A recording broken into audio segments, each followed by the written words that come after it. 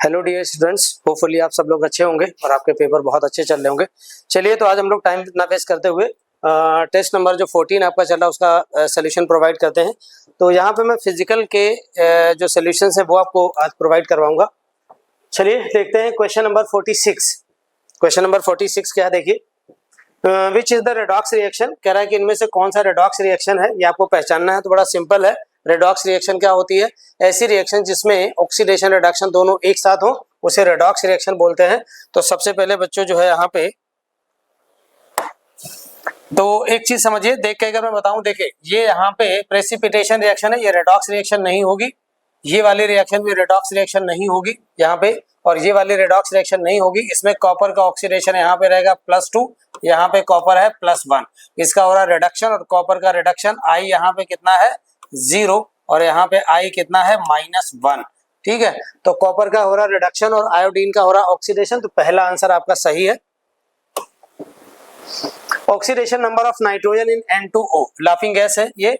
अब इसका ऑक्सीडेशन, इसमें नाइट्रोजन का निकालना है। अब हो क्या रहा है, यहाँ पे ऑप्शन में देखेंगे कि दोनों का 2 ऑक्सीडेशन नंबर दिए हैं। इसका मतलब ईच नाइट्रोजन एटम का ऑक्सीडेशन नंबर पूछा गया है। तो अब डायग्राम बना के हमें करना पड़ेगा। तो इसका जब डायग्राम बनाओगे तो इसका जो है स्ट्रक्चर रहेगा ये वाला, यहाँ पे बनेगा कोऑर्डिनेशन नंबर, कोऑर्डिनेट बॉन्ड। तो दोनों नाइट्रोजन की इलेक्ट्रोनेगेटिविटी सेम है, तो इसकी वजह से चार्ज यहाँ पे रहेगा 0 और यहाँ पे रहेगा 0। और बच्चों ये कोऑर्डिनेट बॉन्ड है, तो इसकी वजह से डोनर एटम पे +2 और एक्सेप्टर एटम पे चार्ज रहेगा -2। देखने से बड़ा आसान लग रहा है, तो ऐसा नहीं कि आसान स्ट्रक्चर बना के करना पड़ेगा। तो अब इस नाइट्रोजन का यहाँ पे ऑक्सीडेशन नंबर कितना है 0, और इसका ऑक्सीडेशन नंबर कितना है +2। तो आंसर क्या रहेगा 0 और +2। तो बी जो है वो सही आंसर है। आगे देखते हैं, फिर से रेडॉक्स का क्वेश्चन लग रहा है। The number of moles of oxalate ion oxidise by 1 mole of MnO4 -1। ठीक है, ये पूछा है कि जो ऑक्सिलेट आयन है उसके कितने मोल रिक्वायर्ड होंगे या ऑक्सीडाइज होंगे 1 मोल KMnO4 से पर मैग्नेट आयन से। टाइट्रेशन का क्वेश्चन है रेडॉक्स में। देखिए क्या है, कैसे सॉल्व करेंगे। तो यहाँ पे C2O4 -2 ऑक्सिलेट आयन, और यहाँ पे बच्चों KMnO4 -1। आप ध्यान से समझना बात को। तो सबसे पहले यहाँ पे मीडियम का बहुत मेजर रोल होता है KMnO4 पे, और ऑक्जेलिक एसिड जो है, ऑक्जेलिक एसिड होता है, तो जनरली हम इसे एसिडिक मीडियम में मानेंगे। और एसिडिक मीडियम में KMnO4 जो है वो किस में रिड्यूस होता है, ये होता है +2 में। तो ये इंफॉर्मेशन आपको पता होनी चाहिए, और अगर ये इंफॉर्मेशन आपको नहीं पता है तो ये क्वेश्चन आप सॉल्व नहीं कर सकते। अब उसके बाद इसका एक्स फैक्टर चाहे तो आप निकाल लीजिए, पता होता। इसका ऑक्सीडेशन नंबर +7 है, और यहाँ पे कितना है +2। तो रिड्यूस हो रहा है, और इलेक्ट्रॉन कितने लॉस हो रहे हैं, यहाँ पे गेन हो रहे हैं 5। तो इसका तो एक्स फैक्टर यहाँ पे 5 होता है।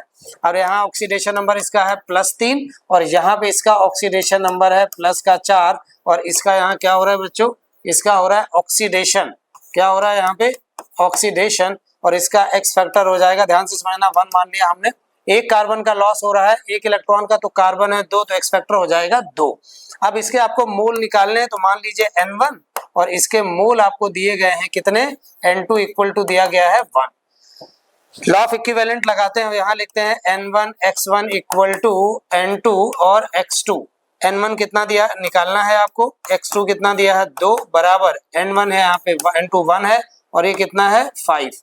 तो N1 इक्वल टू कितना रहेगा 5/2। ये आपका रहा आंसर। तो C is the right answer for you. आगे बढ़ते हैं। ठीक है, अब देखिए, when the following redox reaction is balanced using simplest natural number, the stoichiometric coefficient of water will be। आपसे पूछा गया है कि वाटर का कोफिशिएंट क्या होगा जब आप इस रिएक्शन को, इस रेडॉक्स रिएक्शन को बैलेंस करेंगे, ये आपसे पूछा गया है। ठीक है, चलिए देखते हैं कैसे सॉल्व करेंगे। तो अब यहाँ पे सिंपल बैलेंसिंग का केस है, और बैलेंसिंग देखिए कैसे करते हैं, बहुत ध्यान से समझना। CrO3, या फिर अगर मैं इसमें टाइम ना वेस्ट करूं तो आपको यहीं पे मैं बैलेंसिंग सिखाता हूं, मैं पढ़ाता हूं बच्चों को, तो उसमें को बताता हूं कि एक लाइन में कैसे बैलेंस करेंगे। तो देखो सबसे पहले इसका ऑक्सीडेशन नंबर बच्चों यहाँ पे कितना है, इसका ऑक्सीडेशन नंबर है +3, आई का यहाँ ऑक्सीडेशन नंबर आएगा +3, और यहाँ पे आई का ऑक्सीडेशन नंबर रहेगा -1, और क्रोमियम का ऑक्सीडेशन नंबर रहेगा +6। बहुत ध्यान से समझना सब लोग। अभी। तो अब यहाँ पे बच्चों इसका क्या हो रहा है, ऑक्सीडेशन। इसका क्या हो रहा है, ऑक्सीडेशन। कितने इलेक्ट्रॉन यहाँ पे ये लॉस कर रहा है क्रोमियम, 3 इलेक्ट्रॉन यहाँ पे ये लॉस कर रहा है। 3 इलेक्ट्रॉन क्या लिखोगे, लॉस। आई का जो है यहाँ पे, आई जो है वो क्या कर रहा है यहाँ पे, आई इसका हो रहा है रिडक्शन। आई का रिडक्शन हो रहा है, -3 से 4 में जा रहा है, तो 4 इलेक्ट्रॉन ये क्या कर रहा है, गेन। 4 इलेक्ट्रॉन क्या कर रहा है, गेन। अब हम ऑक्सीडेशन नंबर मेथड लगा रहे हैं। इलेक्ट्रॉन लॉस और गेन बराबर करने हैं, लॉस और गेन बराबर करने हैं, तो यहाँ से मल्टीप्लाई करोगे 3 से और इसमें मल्टीप्लाई करोगे 4 से। शॉर्ट मेथड में बता रहा हूँ ऑक्सीडेशन नंबर वाला। तो अब ये हाफ रिएक्शन हो जाएगी, तो 4 से अपन ने यहाँ पे मल्टीप्लाई किया है और 4 से ही आप मल्टीप्लाई करोगे यहाँ पे, और 3 से मल्टीप्लाई करोगे यहाँ पे, क्रॉस मल्टीप्लाई करते हैं और 3 से मल्टीप्लाई कर दिया यहाँ पे। अब देखा क्रोमियम कितने, 4 उधर भी क्रोमियम 4, आयोडीन 3, आयोडीन 3, ये बैलेंस हो गए। अब उसके बाद बेसिक OH दिया है, मीडियम कैसा, बेसिक, और बेसिक मीडियम में पहले बैलेंस करते हैं चार्ज, और चार्ज देखिए इस साइड में बेटा कितना रहेगा, चार्ज यहाँ पे हो जाएगा 3, माइनस का 3। अभी इसको बैलेंस करेंगे तो माइनस का कितना चार्ज है, माइनस का चार्ज इधर कितना है, 3, और इस साइड में राइट हैंड साइड में जो चार्ज है वो कितना है, इधर चार्ज है -3 और इधर 8, इधर है माइनस का 11। कितना चार्ज है, माइनस का 11। तो चार्ज इक्वल करने -11 है। अब ये तो हम इसमें ऐड करते हैं, बाद में लगाते हैं वैसे इसको। तो यहाँ कितना लगाएं, 11 के लिए यहाँ पे 8 OH आपको लगाने पड़ेंगे, ठीक है, 8 OH। तो यहाँ पे अपने क्या कर दिया, 8 OH, ठीक है। चार्ज बैलेंस हो गया, 11 चार्ज होगा। सेकंड नंबर पे बैलेंस करना है ऑक्सीजन। ऑक्सीजन कितने, यहाँ देखिए 4 × 3 इस वाले कंपाउंड में, यहाँ पे 3 × 2 6 और प्लस यहाँ पे 8, जोड़ लीजिए 12, 12 और 8 20, और ये कितने हो गए, 26। ऑक्सीजन इस साइड में कितने हैं, 26, और यहाँ ऑक्सीजन देखते हैं, यहाँ ऑक्सीजन है 4 × 4 कितने हो गए, 16। कितने ऑक्सीजन हो गए, 16। अब कितने ऑक्सीजन और चाहिए है, 10 ऑक्सीजन और चाहिए, और ऑक्सीजन के लिए हम लोग क्या लगाते हैं, वाटर मॉलिक्यूल। तो 10H2O लगा दिया, तो यहाँ कितना आपने लिख दिया, 10, वाटर 10 हो गए। अब हाइड्रोजन इटसेल्फ इसमें बैलेंस होते हैं, तो देखिए हाइड्रोजन खुद बैलेंस हो चुके होंगे। तो हाइड्रोजन इस साइड में बच्चों कितने हैं, 10 × 2 20, और यहाँ पे 4 हाइड्रोजन कितने हैं, 4 × 3 प्लस का 8, 12 और 8 कितने हो गए, 20। ये रिएक्शन बैलेंस हो गई। तो जरा देखना कोफिशिएंट कितना है वाटर का, 10। तो 10 is the right answer for you. बात समझ में आई सबको?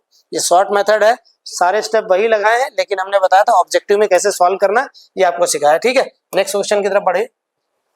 दिया है which one of the following statement is false. कौन सा स्टेटमेंट जो है वो फॉल्स है, ये हमें बताना है। फॉल्स स्टेटमेंट, ऐसी चीजों को सबसे पहले अंडरलाइन कर लिया करिए, फॉल्स यानी गलत बताना है। तो क्या कह रहा है, work is a state function. Work state function होता है, पूरी तरह से गलत है। वर्क डन या वर्क स्टेट फंक्शन नहीं होता, ये पाथ फंक्शन होता है। वर्क, हीट, डिस्टेंस, ये कैसे होते हैं, पाथ फंक्शन। तो ये वाला क्या हो गया, गलत।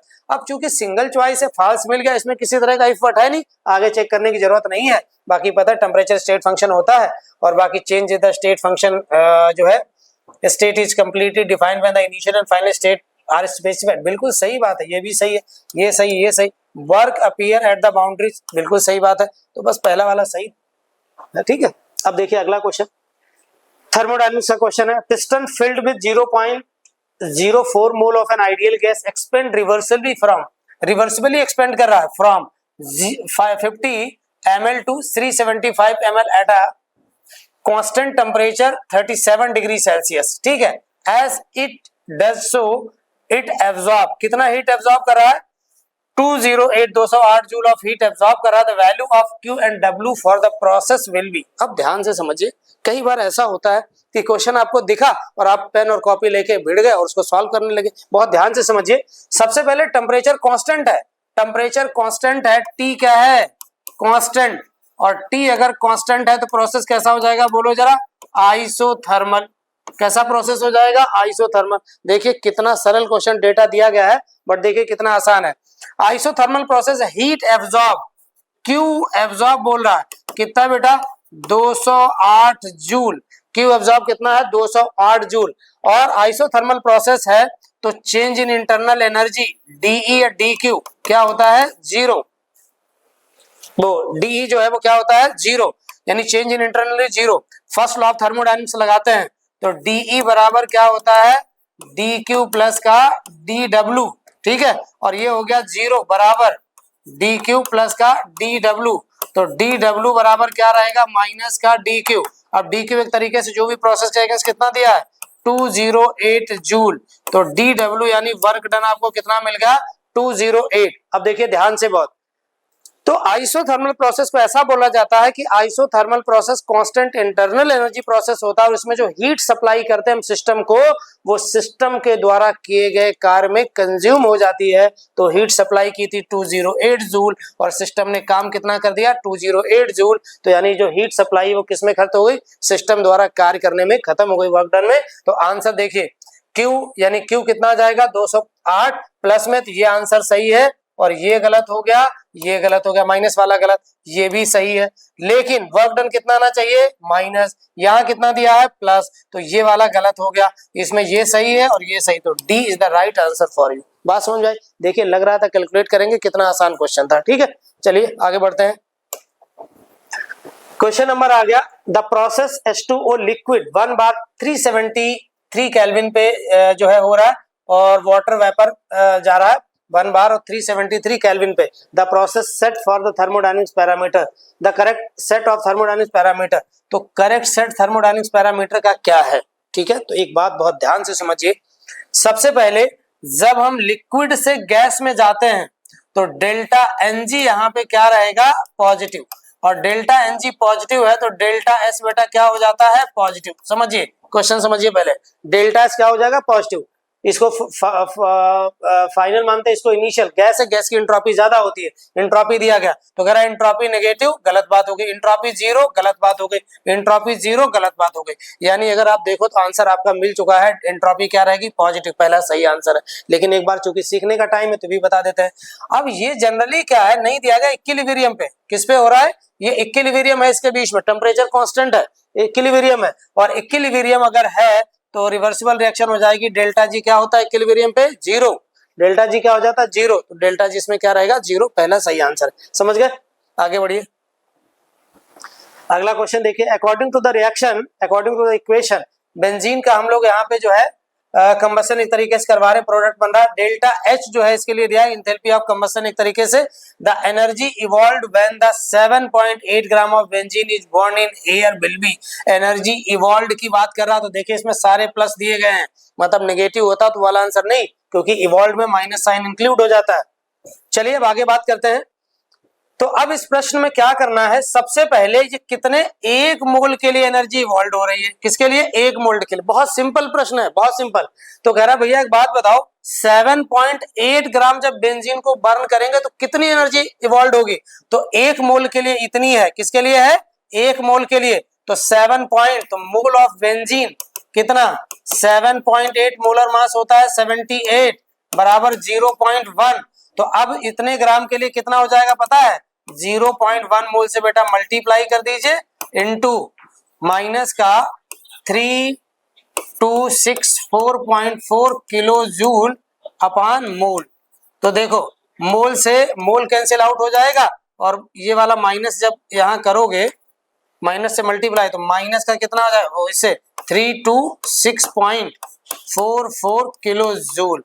ठीक है, माइनस का 326। अब माइनस तो है नहीं, मतलब इवॉल्व की बात कर देते हैं, प्लस हो जाएगा तो क्या हो जाएगा, ये गलत हो गया, ये भी गलत और ये भी गलत, बी जो है वो सही आंसर है। बात बिल्कुल सिंपल है, एक मोल के लिए इतना है तो हमें कह रहा 7.8 ग्राम, तो 7.8 ग्राम में कितने मोल होंगे बेंजीन के, 0.1 मोल होगा, 0.1 से मल्टीप्लाई कर दीजिए, टेंशन खत्म।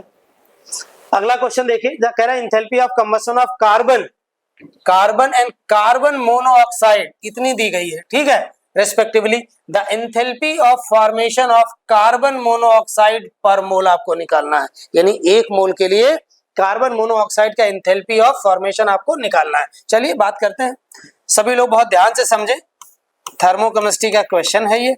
और कार्बन ग्रेफाइड होगा, यहाँ पे ऑक्सीजन आप जलाओगे और क्या बनाओगे, CO बनाना है, क्या बनाना है, CO बनाना है आपको, ठीक है, CO गैस बन गया अपना यहाँ पे। अब उसके बाद जो है हमें क्या दिया है, इंथैल्पी ऑफ फॉर्मेशन की अगर बात करेंगे तो अब यहाँ पे आपको क्या लगाना पड़ेगा 1/2, ठीक है, 1/2 रिएक्शन बैलेंस हो गई, कार्बन ग्रेफाइड ये गैस अपना रहेगा, उससे कोई दिक्कत है नहीं।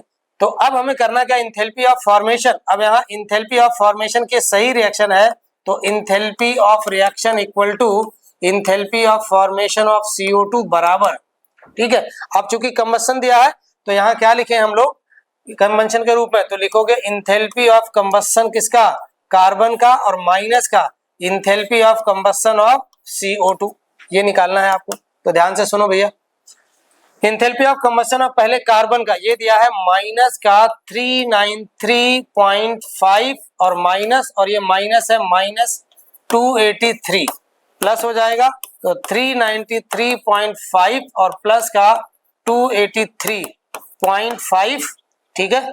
क्या जाएगा 0.5, ये आ जाएगा 0, 9 इसमें से गया, 1 इसमें गया, 110 माइनस का इतने किलो जूल आंसर आ जाएगा, ठीक है।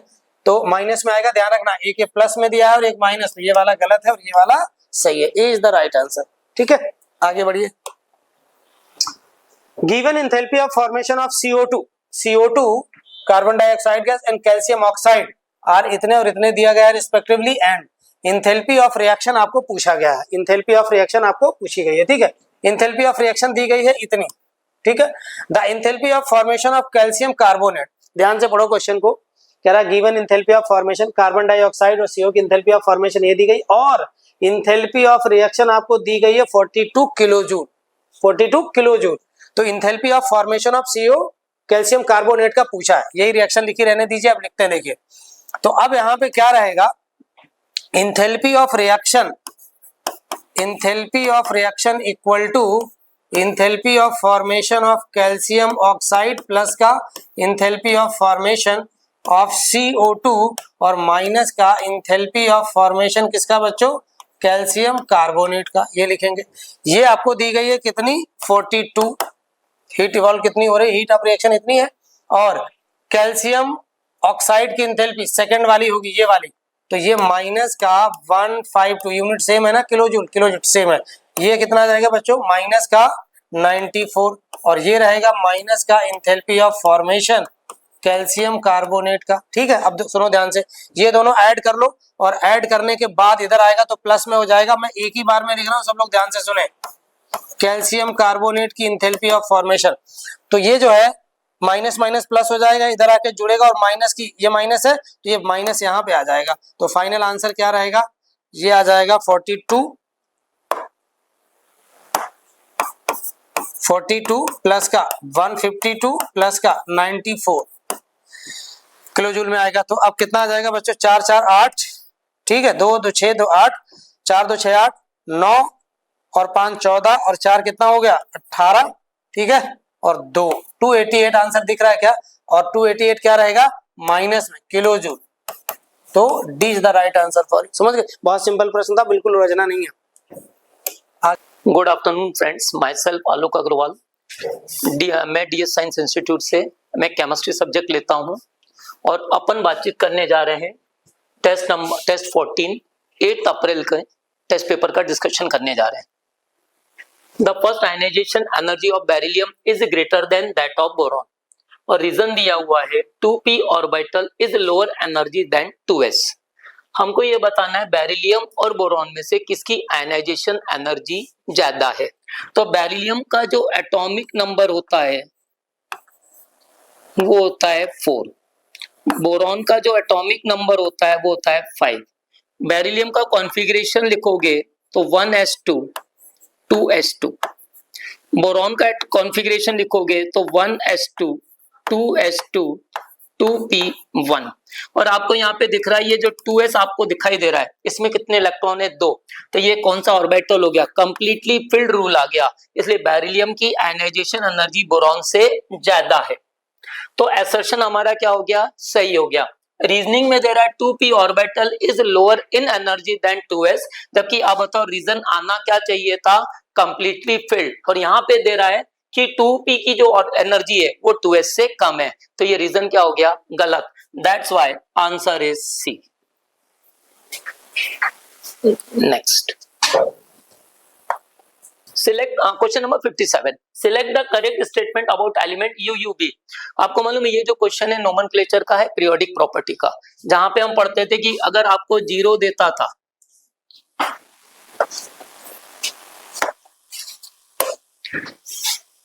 0 देता था तो इसको कहते थे नील, अगर 1 देता है तो इसको कहते थे अन, अगर 2 देता था इसको कहते थे बाई, 3 कहता था ट्राई, 4 कहता था, 4 कहता है तो क्वेड, 5 है तो पेंट, 6 है तो हेक्स, 7 है तो सेप्ट। तो अब बताओ यहाँ पर यू भी कह रहा है, तो अब बताओ ये यू का मतलब क्या हो गया, अन हो गया तो ये हो गया 1, फिर अदर यू दिया हुआ है तो ये हो गया 1, और बाई का मतलब हो गया 2 तो हो गया 1 1 2।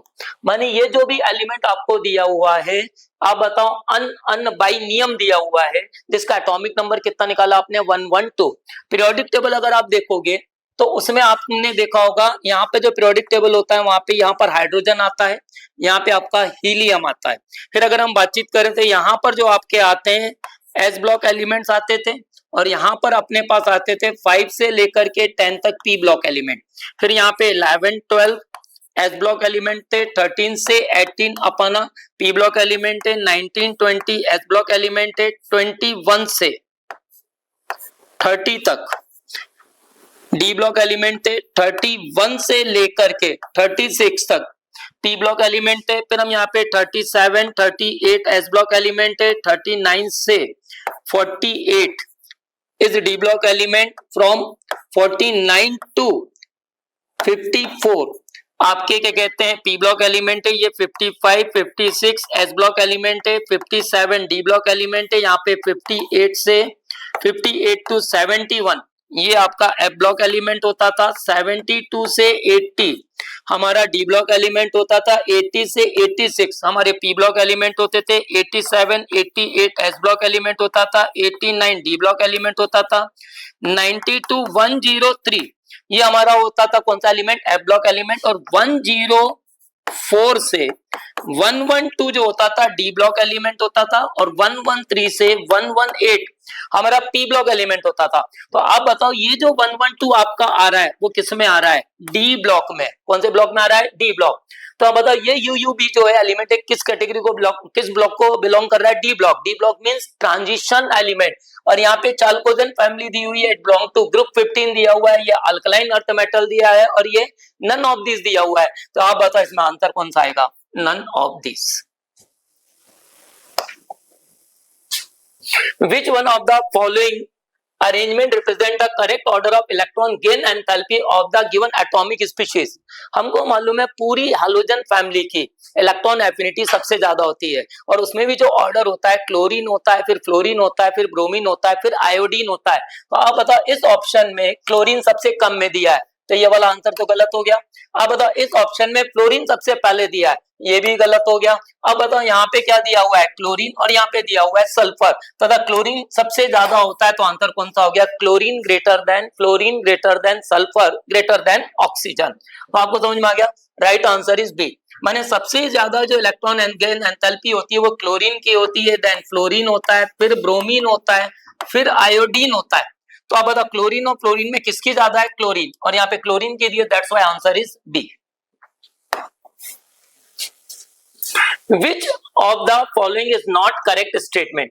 अब यहां पर कह रहा है electronegativity of carbon atom. Generally अगर आपको याद आ रहा हो तो पीरियोडिक टेबल में अगर हम लेफ्ट टू राइट मूव करते हैं तो इलेक्ट्रोनेगेटिविटी इंक्रीजेस, और अगर हम टॉप से बॉटम जाते हैं तो इलेक्ट्रोनेगेटिविटी डिक्रीजेस। इस क्वेश्चन की ब्यूटी ये है कि यहाँ पर आप बताओ यहाँ पे क्या दिया हुआ है, कार्बन, और यहाँ पे भी क्या दिया हुआ है, कार्बन।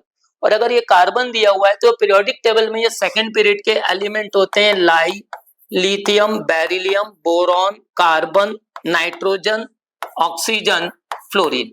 पीरियड में लेफ्ट टू राइट जाने पे इलेक्ट्रोनेगेटिविटी बढ़ती है। और अब बताओ यहाँ पे भी क्या दिया है, कार्बन, क्योंकि हमसे क्वेश्चन में पूछ रहा है इलेक्ट्रोनेगेटिविटी ऑफ कार्बन एटम के बारे में बात करो, तो यहाँ पे भी क्या दिया हुआ है, कार्बन, एंड सेंट्रल एटम यहाँ पे भी क्या दिया हुआ है, कार्बन। तो कार्बन एटम तो सेम है। जब कार्बन एटम सेम है तो याद आता है अपन ने पीरियोडिक प्रॉपर्टीज में एक रूल पढ़ा था कि electronegativity is directly proportional to percentage s character. Percentage s character जितना ज्यादा होगा इलेक्ट्रोनेगेटिविटी उतनी ज्यादा होगी। और अगर आपको याद आ रहा हो तो sp greater than sp2 greater than sp3। अब अगर मैं बातचीत करूं कि मेरे पास यहाँ पर H2O दिया हुआ है और यहाँ पे NH3 दिया हुआ है और किसी ने मुझसे पूछ लिया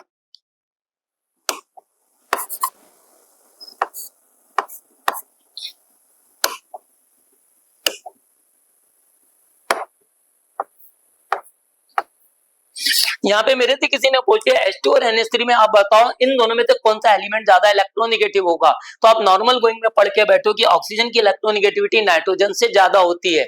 तो हम जनरली ये कहते हैं कि अगर आपका जो मॉलिक्यूल होता है ना,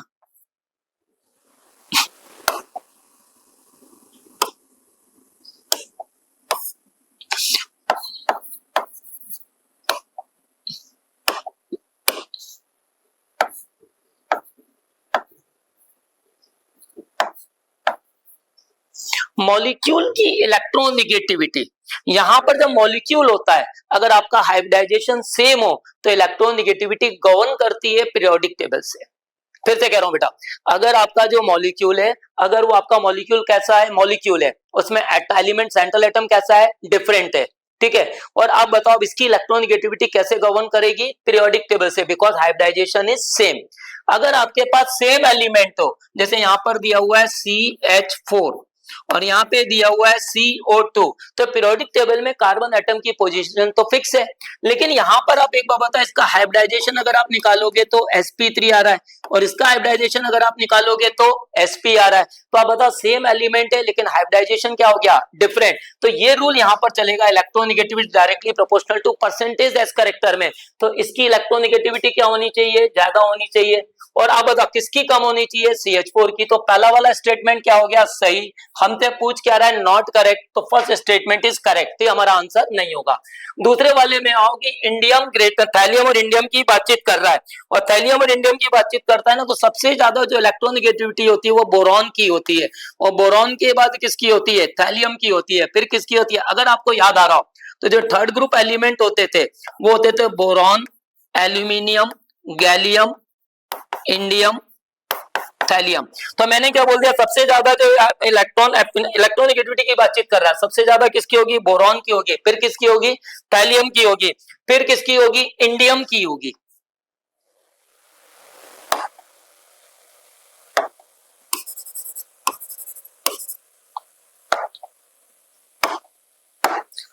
किसकी होगी, इंडियम की होगी, फिर किसकी होगी, गैलियम की होगी, और ये किसकी होगी, एल्यूमिनियम की होगी। तो boron, aluminium, gallium, indium, thallium ये थर्ड ग्रुप के एलिमेंट है और इसकी जनरली कोई रीजनिंग नहीं आती है, तो आपको बस केवल याद रखना है कि ये ऑर्डर होता है, बोरॉन ग्रेटर, बताओ इलेक्ट्रोनेगेटिविटी का ऑर्डर क्या बोला मैंने, थर्ड ग्रुप के एलिमेंट का, boron greater than thallium, greater than indium, greater than gallium, greater than aluminium. तो आप बताओ थैलियम और इंडियम में किसकी आयन है, आपको इलेक्ट्रोनेगेटिविटी ज्यादा दे रहा है थैलियम की, तो ये स्टेटमेंट भी सही हो गया। और हमसे पूछ रहा है नॉट करेक्ट। तीसरे क्वेश्चन में आओ, NH3 PH3 AH3 SbH3 की बातचीत कर रहा है, NH3 PH3 AH3 में एसिडिक स्ट्रेंथ की बातचीत कर रहा है, एक जगह आपसे बेसिक स्ट्रेंथ की बातचीत कर रहा है।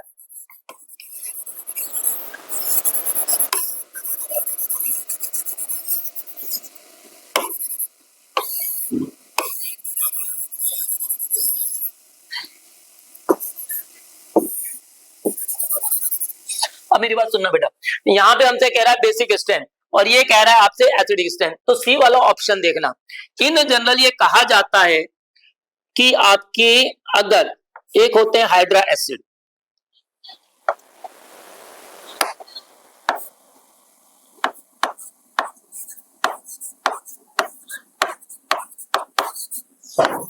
एक होता है ऑक्सी एसिड, हाइड्रा एसिड होते हैं बाइनरी कंपाउंड,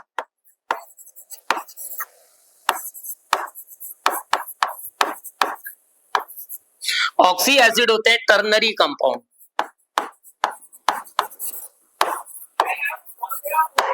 बाइनरी कंपाउंड का मतलब होता है आप में कितने एलिमेंट होने चाहिए, दो, और दो एलिमेंट होना चाहिए। और आप एसिड की बातचीत कर रहे हो तो एसिड का मतलब होता है, इन जनरल एक स्टेटमेंट होता है कि माने एसिडिक हाइड्रोजन जिसमें प्रेजेंट है वो एसिड हो गया। तो अब बताओ हाइड्रा एसिड का मतलब हो गया एक तो आप में हाइड्रोजन होनी चाहिए और साथ में कितने माने बाइनरी मतलब कितने एलिमेंट हो गए, दो। तो दो एलिमेंट का कंपाउंड जिसमें जो हाइड्रोजन हो, हाइड्रोजन के अलावा जो दूसरा एलिमेंट प्रेजेंट हो उसकी इलेक्ट्रोनेगेटिविटी हमेशा हाइड्रोजन से ज्यादा होनी चाहिए, तो केमिस्ट्री में हम उसको कहते हैं हाइड्रा एसिड। क्या कहते हैं? Hydra acid. जैसे मैं एक एग्जांपल आपको बताता हूं कि अगर किसी ने मुझसे कह दिया ये HF है, ये HCl है, ये HBr है और ये HI है, तो आप बताओ पहली बात तो कौन सा एसिड कहलाएंगे? Hydra acid. और हाइड्रा एसिड कहलाएंगे तो ये H प्लस देंगे तो आयन जो बनाएगा वो F माइनस बनाएगा, यहाँ Cl माइनस बनाएगा, यहाँ Br माइनस बनाएगा और यहाँ पे I माइनस बनाएगा। और हमने एक लाइन पढ़ी थी जनरल ऑर्गेनिक केमिस्ट्री के अंदर, electronegativity is directly proportional to positive charge. और दूसरी लाइन पढ़ी थी मोर इलेक्ट्रोनेगेटिव पे नेगेटिव ज्यादा स्टेबल होता है, मोर इलेक्ट्रोनेगेटिव पे नेगेटिव ज्यादा स्टेबल होता है, electronegativity is directly proportional to positive charge. और तीसरा कहा था कि इलेक्ट्रोनेगेटिविटी माने जो नेगेटिव चार्ज है जितने बड़े बिगर एटम पर आएगा उसकी स्टेबिलिटी उतनी ज्यादा। तो आप बताओ यहां से यहां तक जाने में पहली बात बताओ एक H प्लस का डिफरेंस आया और एक H प्लस के डिफरेंस का मतलब ये आपस में क्या कहलाएंगे? Conjugate acid base pair. और आप कह रहे हो कि इलेक्ट्रोनेगेटिव नेगेटिव चार्ज जो है जितने बड़े एटम पे आएगा वो उसकी स्टेबिलिटी उतनी ज्यादा। तो आप बताओ ऊपर से नीचे जाने पे साइज बढ़ता है और साइज बढ़ेगा तो इस I माइनस यानी कि जो कॉन्जुगेट बेस है बिगर साइज पर नेगेटिव चार्ज है तो स्टेबिलिटी ज्यादा, और अगर कॉन्जुगेट बेस की स्टेबिलिटी ज्यादा होगी तो उसकी एसिडिक स्ट्रेंथ ज्यादा होगी। तो इन जनरल ये कहा जाता है कि हाइड्रा एसिड की एसिडिक स्ट्रेंथ ग्रुप में टॉप से बॉटम जाने पे बढ़ती है। Nitrogen, phosphorus, arsenic, antimony, bismuth ये कौन से ग्रुप के एलिमेंट है? Fifth group. NH3, PH3, AH3, SbH3, BiH3 में ऊपर से नीचे जाने पे एसिडिक स्ट्रेंथ बढ़ती है। रीजनिंग यही वाली है कॉन्जुगेट बेस वाली। कॉन्जुगेट बेस जितना स्टेबल होगा एसिडिक स्ट्रेंथ उतनी ज्यादा। तो हम एक बात याद रख सकते हैं कि fourth group element, fifth group element और सिक्स्थ ग्रुप एलिमेंट के जो हाइड्रा एसिड होते हैं, फोर्थ, फिफ्थ, सिक्स्थ और सेवंथ ग्रुप के जो हाइड्रा एसिड होते हैं उनमें एक ही रूल चलता है, ग्रुप में टॉप से बॉटम जाने पर हाइड्रा एसिड की एसिडिक स्ट्रेंथ बढ़ती है। और अगर हम पीरियड में लेफ्ट टू राइट जाएं तो भी एसिडिक स्ट्रेंथ बढ़ती है। ये पहली एक लाइन याद रखना, पीरियड में लेफ्ट टू राइट जाने पे भी बढ़ रही है और टॉप से बॉटम जाने पे भी बढ़ रही है। तो आप बताओ यहाँ पे कौन है? NH3, PH3, AH3 और SbH3 है। और ये क्या कह रहा है? Basic strength. तो आप बताओ सबसे ज्यादा एसिडिक कौन होगा? SbH3। फिर कौन होगा? ASH3। फिर कौन होगा? PH3। फिर कौन होगा? NH3। कौन है एसिडिक स्ट्रेंथ? तो बेसिक स्ट्रेंथ क्या हो जाएगा? इसका रेसिप्रोकल हो जाएगा। तो सबसे ज्यादा बेसिक कौन होगा? NH3 greater than PH3 greater than ASH3 greater than SbH3। तो ये स्टेटमेंट भी आपका सही है। तीसरा ऑप्शन देखो, मैं क्या आप चौथा ऑप्शन देखो, यहाँ पे ये कह रहा है कि आप एसिडिक स्ट्रेंथ की बातचीत करो, लेकिन ये अब एसिड नहीं है। कौन से दिए हुए हैं? Metal oxide. तो आप एक होता यहाँ पर ये जो NO2 दिया हुआ है, ये NO2 में अपन ने NO2 लिखा, नाइट्रोजन का ऑक्सीडेशन नंबर निकालोगे तो +4 आएगा। Na2O में अगर सोडियम का ऑक्सीडेशन नंबर निकालोगे तो +1 आएगा। और Al2O3 में अगर हम एल्यूमिनियम का ऑक्सीडेशन नंबर निकालेंगे तो +3 आएगा।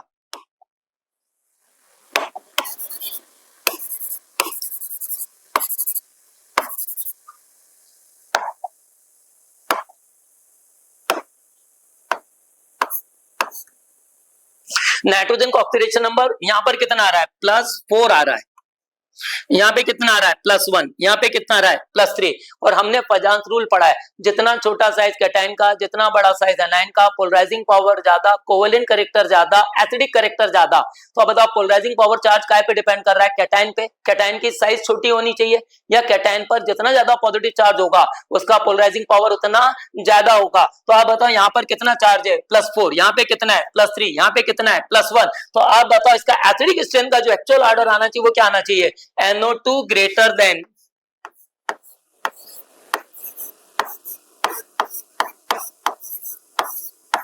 Al2O3 greater than Na2O। और आप बताओ यहाँ पर किसको ज्यादा एसिडिक कह रहा है? Na2O, जबकि होना क्या चाहिए? Al2O3। तो राइट आंसर इज, क्योंकि नॉट करेक्ट दे रहा है, therefore right answer is D. आपको समझ में आया? नेक्स्ट देखते हैं, which of the following is the correct order. अब यहाँ पे आपसे बात कर रहा है कि करेक्ट ऑर्डर की बातचीत करो। मुझे क्वेश्चन में सीधे सीधे एक लाइन दिख रही है, देखो यहाँ पे डबल बॉन्ड और यहाँ पे ट्रिपल बॉन्ड है। हमने आप बताओ बॉन्ड ऑर्डर इज आप बताओ directly proportional to bond strength, inversely proportional to bond length. और यहाँ पे अब बताओ इसका बॉन्ड ऑर्डर कितना आ रहा है 2 आ रहा है और इसका बॉन्ड ऑर्डर कितना आ रहा है 3 आ रहा है, तो सीधे सीधे अल्काइन की बॉन्ड स्ट्रेंथ ज्यादा होनी चाहिए बॉन्ड स्ट्रेंथ से। तो आपका बताओ ऑर्डर बोल रहा है, तो ये वाला तो स्टेटमेंट आपका क्या हो गया, गलत हो गया।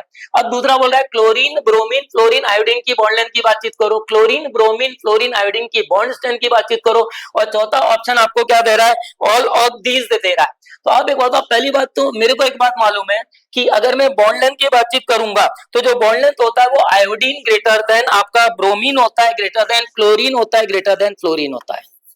Iodine greater than bromine greater than chlorine greater than fluorine होता है।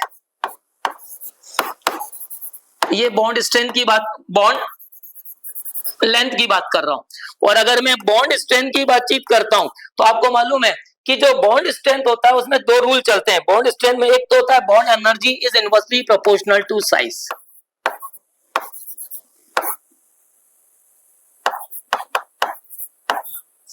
और आपका bond energy is inversely proportional to lone pair repulsion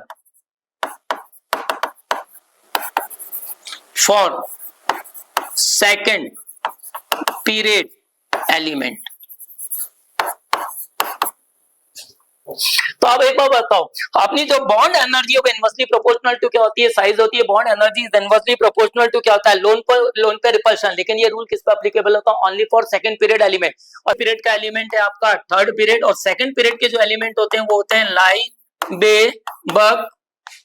lie bay बकनो funny. तो ये सेकंड पीरियड का एलिमेंट होता है, ये कौन से पीरियड का एलिमेंट होता है, थर्ड पीरियड का एलिमेंट होता है। तो अब बताओ bond energy is inversely proportional to size, bond energy is lone pair repulsion. तो आप बताओ इसमें सेकंड पीरियड का एलिमेंट कौन दिखाई दे रहा है आपको, फ्लोरीन है। और अगर सेकंड पीरियड का एलिमेंट फ्लोरीन है तो आप बताओ ये वाला कॉन्सेप्ट चलेगा, bond energy is inversely proportional to lone pair repulsion. माने लोन पे रिपल्शन जितना ज्यादा होगा बॉन्ड एनर्जी उतनी कम होगी। इसलिए बताओ आपका आंसर कौन सा होगा, chlorine greater than bromine greater than fluorine greater than iodine. इन दोनों में कौन सा रूल चलेगा, साइज वाला, इसमें कौन सा चलेगा, लोन पेयर वाला। मेरी बात समझ में आती है? तो नेक्स्ट बातचीत करता हूं।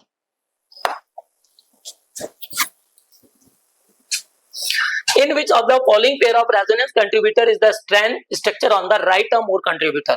देखो रेजोनेटिंग स्ट्रक्चर की जब भी हम स्टेबिलिटी निकालते हैं तो सबसे पहले देखते हैं न्यूट्रल मॉलिक्यूल। अगर आपको रूल याद आ रहा हो, हम सबसे पहले देखते हैं न्यूट्रल होना चाहिए, है ना। अगर न्यूट्रल है तो स्टेबल।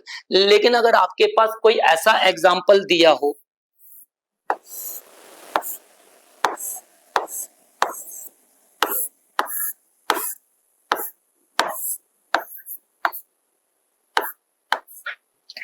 आप देखो ये वाला जो मॉलिक्यूल है वो न्यूट्रल है और ये वाला मॉलिक्यूल कैसा है, चार्ज। लेकिन यहाँ पर इस वाले मॉलिक्यूल की स्टेबिलिटी ज्यादा हो जाती है। उसका रीजन है कि यहाँ पे क्या आ रही है, एरोमेटिसिटी। एरोमेटिसिटी आने के कारण आपका जो चार्ज मॉलिक्यूल है वो किससे ज्यादा स्टेबल हो गया, न्यूट्रल से। Otherwise neutral molecule is more stable then charge. अब एक बात, दूसरा अपन ने एक रूल पढ़ा था, ठीक है, कहते हैं ऑक्टेट कंप्लीट होना चाहिए। दूसरा रूल क्या पढ़ा था, ऑक्टेट कंप्लीट होना चाहिए। अगर आपका ऑक्टेट कंप्लीट नहीं है तो फिर हम क्या देखते थे, मोर इलेक्ट्रोनेगेटिव पे नेगेटिव, मोर इलेक्ट्रो पॉजिटिव पे पॉजिटिव, ज्यादा स्टेबल होना चाहिए, ठीक है। और आप बताओ छोटा वाला पढ़ा था ना, रेजोनेंस से रेजोनेंस का छोटा भाई। माने अगर कहीं पे भी आपके पास ऐसा कुछ दिख जाए कि यहाँ पे प्लस आ जाए, पड़ोसी के पास क्या आ जाए, लोन पेयर आ जाए, तो आप बता दो अपन इस कंडीशन को कहते हैं ना रेजोनेंस से रेजोनेंस का छोटा भाई। ये कौन सा फाइल है, इलेक्ट्रोपाइल। ये कौन सा फाइल है, न्यूक्लियोपाइल। इलेक्ट्रोपाइल कितने इलेक्ट्रॉन का मालिक, 6। न्यूक्लियोपाइल कितने इलेक्ट्रॉन का मालिक, 8। ये क्या कहेगा, से एक इलेक्ट्रॉन द, और ये क्या बोलेगा, ले। और आप बता दो ऐसे में अगर यहाँ पे बॉन्ड बना तो आप बता दो OH प्लस हो गया। आप बताओ इसकी स्टेबिलिटी का कारण क्या हो गया, यहाँ पे कार्बन कौन से ग्रुप का एलिमेंट था, 4। हाइड्रोजन से कितने लिए, 2। कितने हो गए, 6। एक कितने हो गए, 7। एक दिया तो कितने हो गए, 6। ऑक्सीजन के एटॉमिक शेल में कितने इलेक्ट्रॉन, 6। कितने की दोस्ती करी, 2। कितने हो गए, 8। इसका ऑक्टेट कंप्लीट, इसका ऑक्टेट इनकम्प्लीट है। और आपने क्या लाता, अगर आप में क्या कहते हैं ऑक्टेट इनकम्प्लीट है तो स्टेबल या अनस्टेबल, अनस्टेबल। यहाँ पर आओगे तो कार्बन के 4 और 2 6 और 2 8, ऑक्टेट कंप्लीट। यहाँ पे आओगे तो ऑक्सीजन के 6 और 2 8 और 1 9, और एक गया तो 8, ऑक्टेट कंप्लीट। हाइड्रोजन के 2, तो बताओ यहाँ से जाने में ऑक्टेट क्या हो रहा है, कंप्लीट हो रहा है। तो इस वाले को हम क्या कहते हैं, स्टेबल कहते हैं। मेरी बात फॉलो करते हो?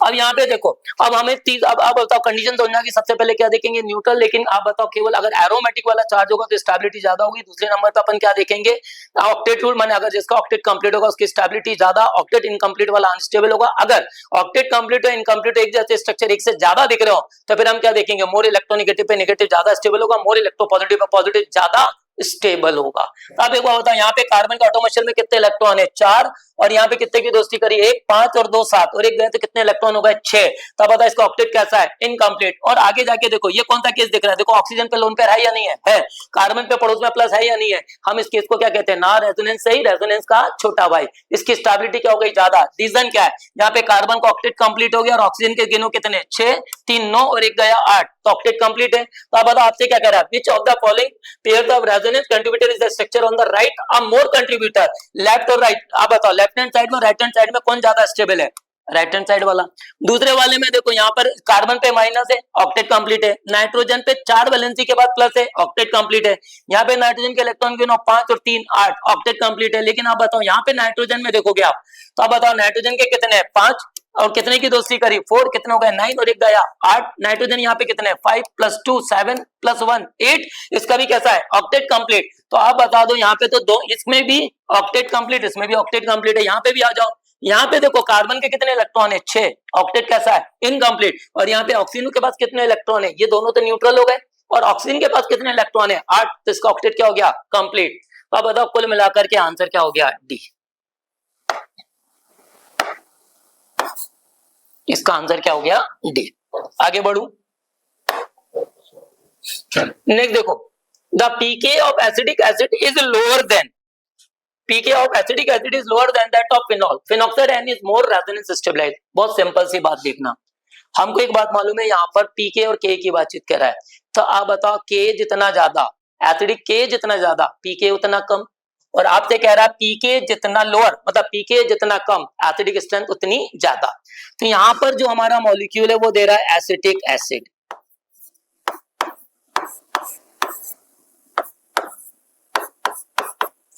अगर हम इससे कॉन्जुगेट बेस बनाएंगे इसका, तो ये बनेगा CH3C double bond OO minus. अब आप ये भी देखो कि यहाँ पर CH3COO माइनस बन रहा है, ये यहाँ पर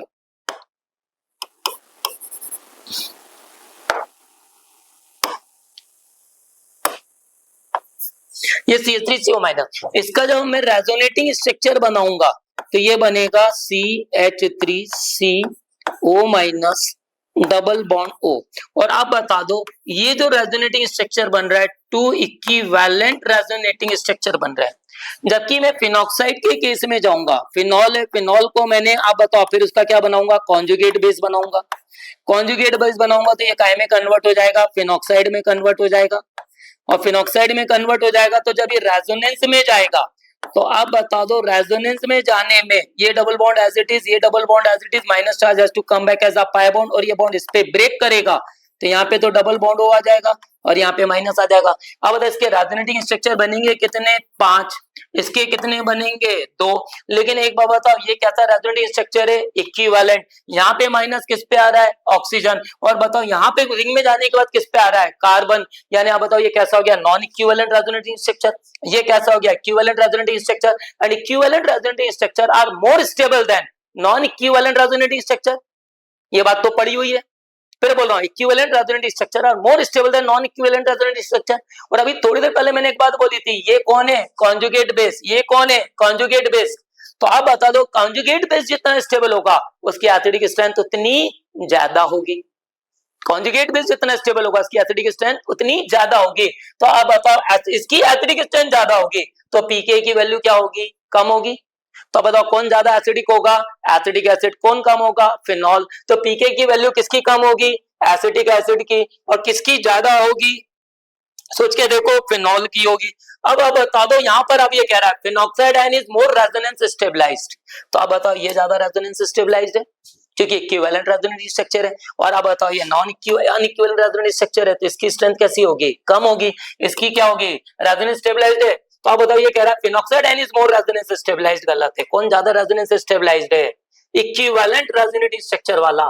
तो बताओ असर्शन इज, आपका क्वेश्चन जो उसमें ये कह रहा है असर्शन इज ट्रू, और रीजन कैसा हो गया, फॉल्स। तो ये आंसर है। मेरी बात समझ में आई?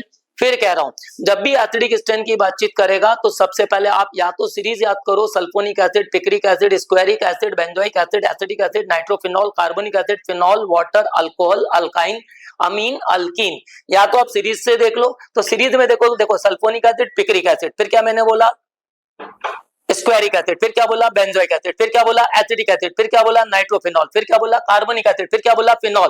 तो ऊपर कौन आ रहा है, एसिटिक एसिड, नीचे कौन आ रहा है, फिनॉल। तो आप बताओ ऊपर जो होगा उसकी एसिडिक स्ट्रेंथ ज्यादा, तो कौन ज्यादा एसिडिक होगा, एसिटिक एसिड। कौन कम होगा, फिनॉल। एसिटिक एसिड ज्यादा स्ट्रांग है तो उसका पीके क्या होगा, कम। ये स्टेटमेंट सही और ये गलत। Clear? The most unlikely representation of a resonance structure of para nitrophenoxide ion। आप एक बार बताओ, सबसे पहले जब भी ऐसे स्ट्रक्चर्स आते हैं कि हमें इनमें सबसे ज्यादा, अब ये देखो कंट्रीब्यूटिंग स्ट्रक्चर दिया हुआ है, हमें सबसे पहले चेक करना पड़ता है कि इनमें से किन किन का ऑक्टेट कंप्लीट है। क्लियर? अब बताओ, जब मैं ऑक्टेट कंप्लीट की बातचीत करूंगा तो नाइट्रोजन पे चार्ज दिख रहा है, तो नाइट्रोजन पे कितने इलेक्ट्रॉन, नाइट्रोजन कौन से ग्रुप का एलिमेंट है, फिफ्थ ग्रुप के एलिमेंट कौन से होते थे, nitrogen, phosphorus, arsenic, antimony, bismuth.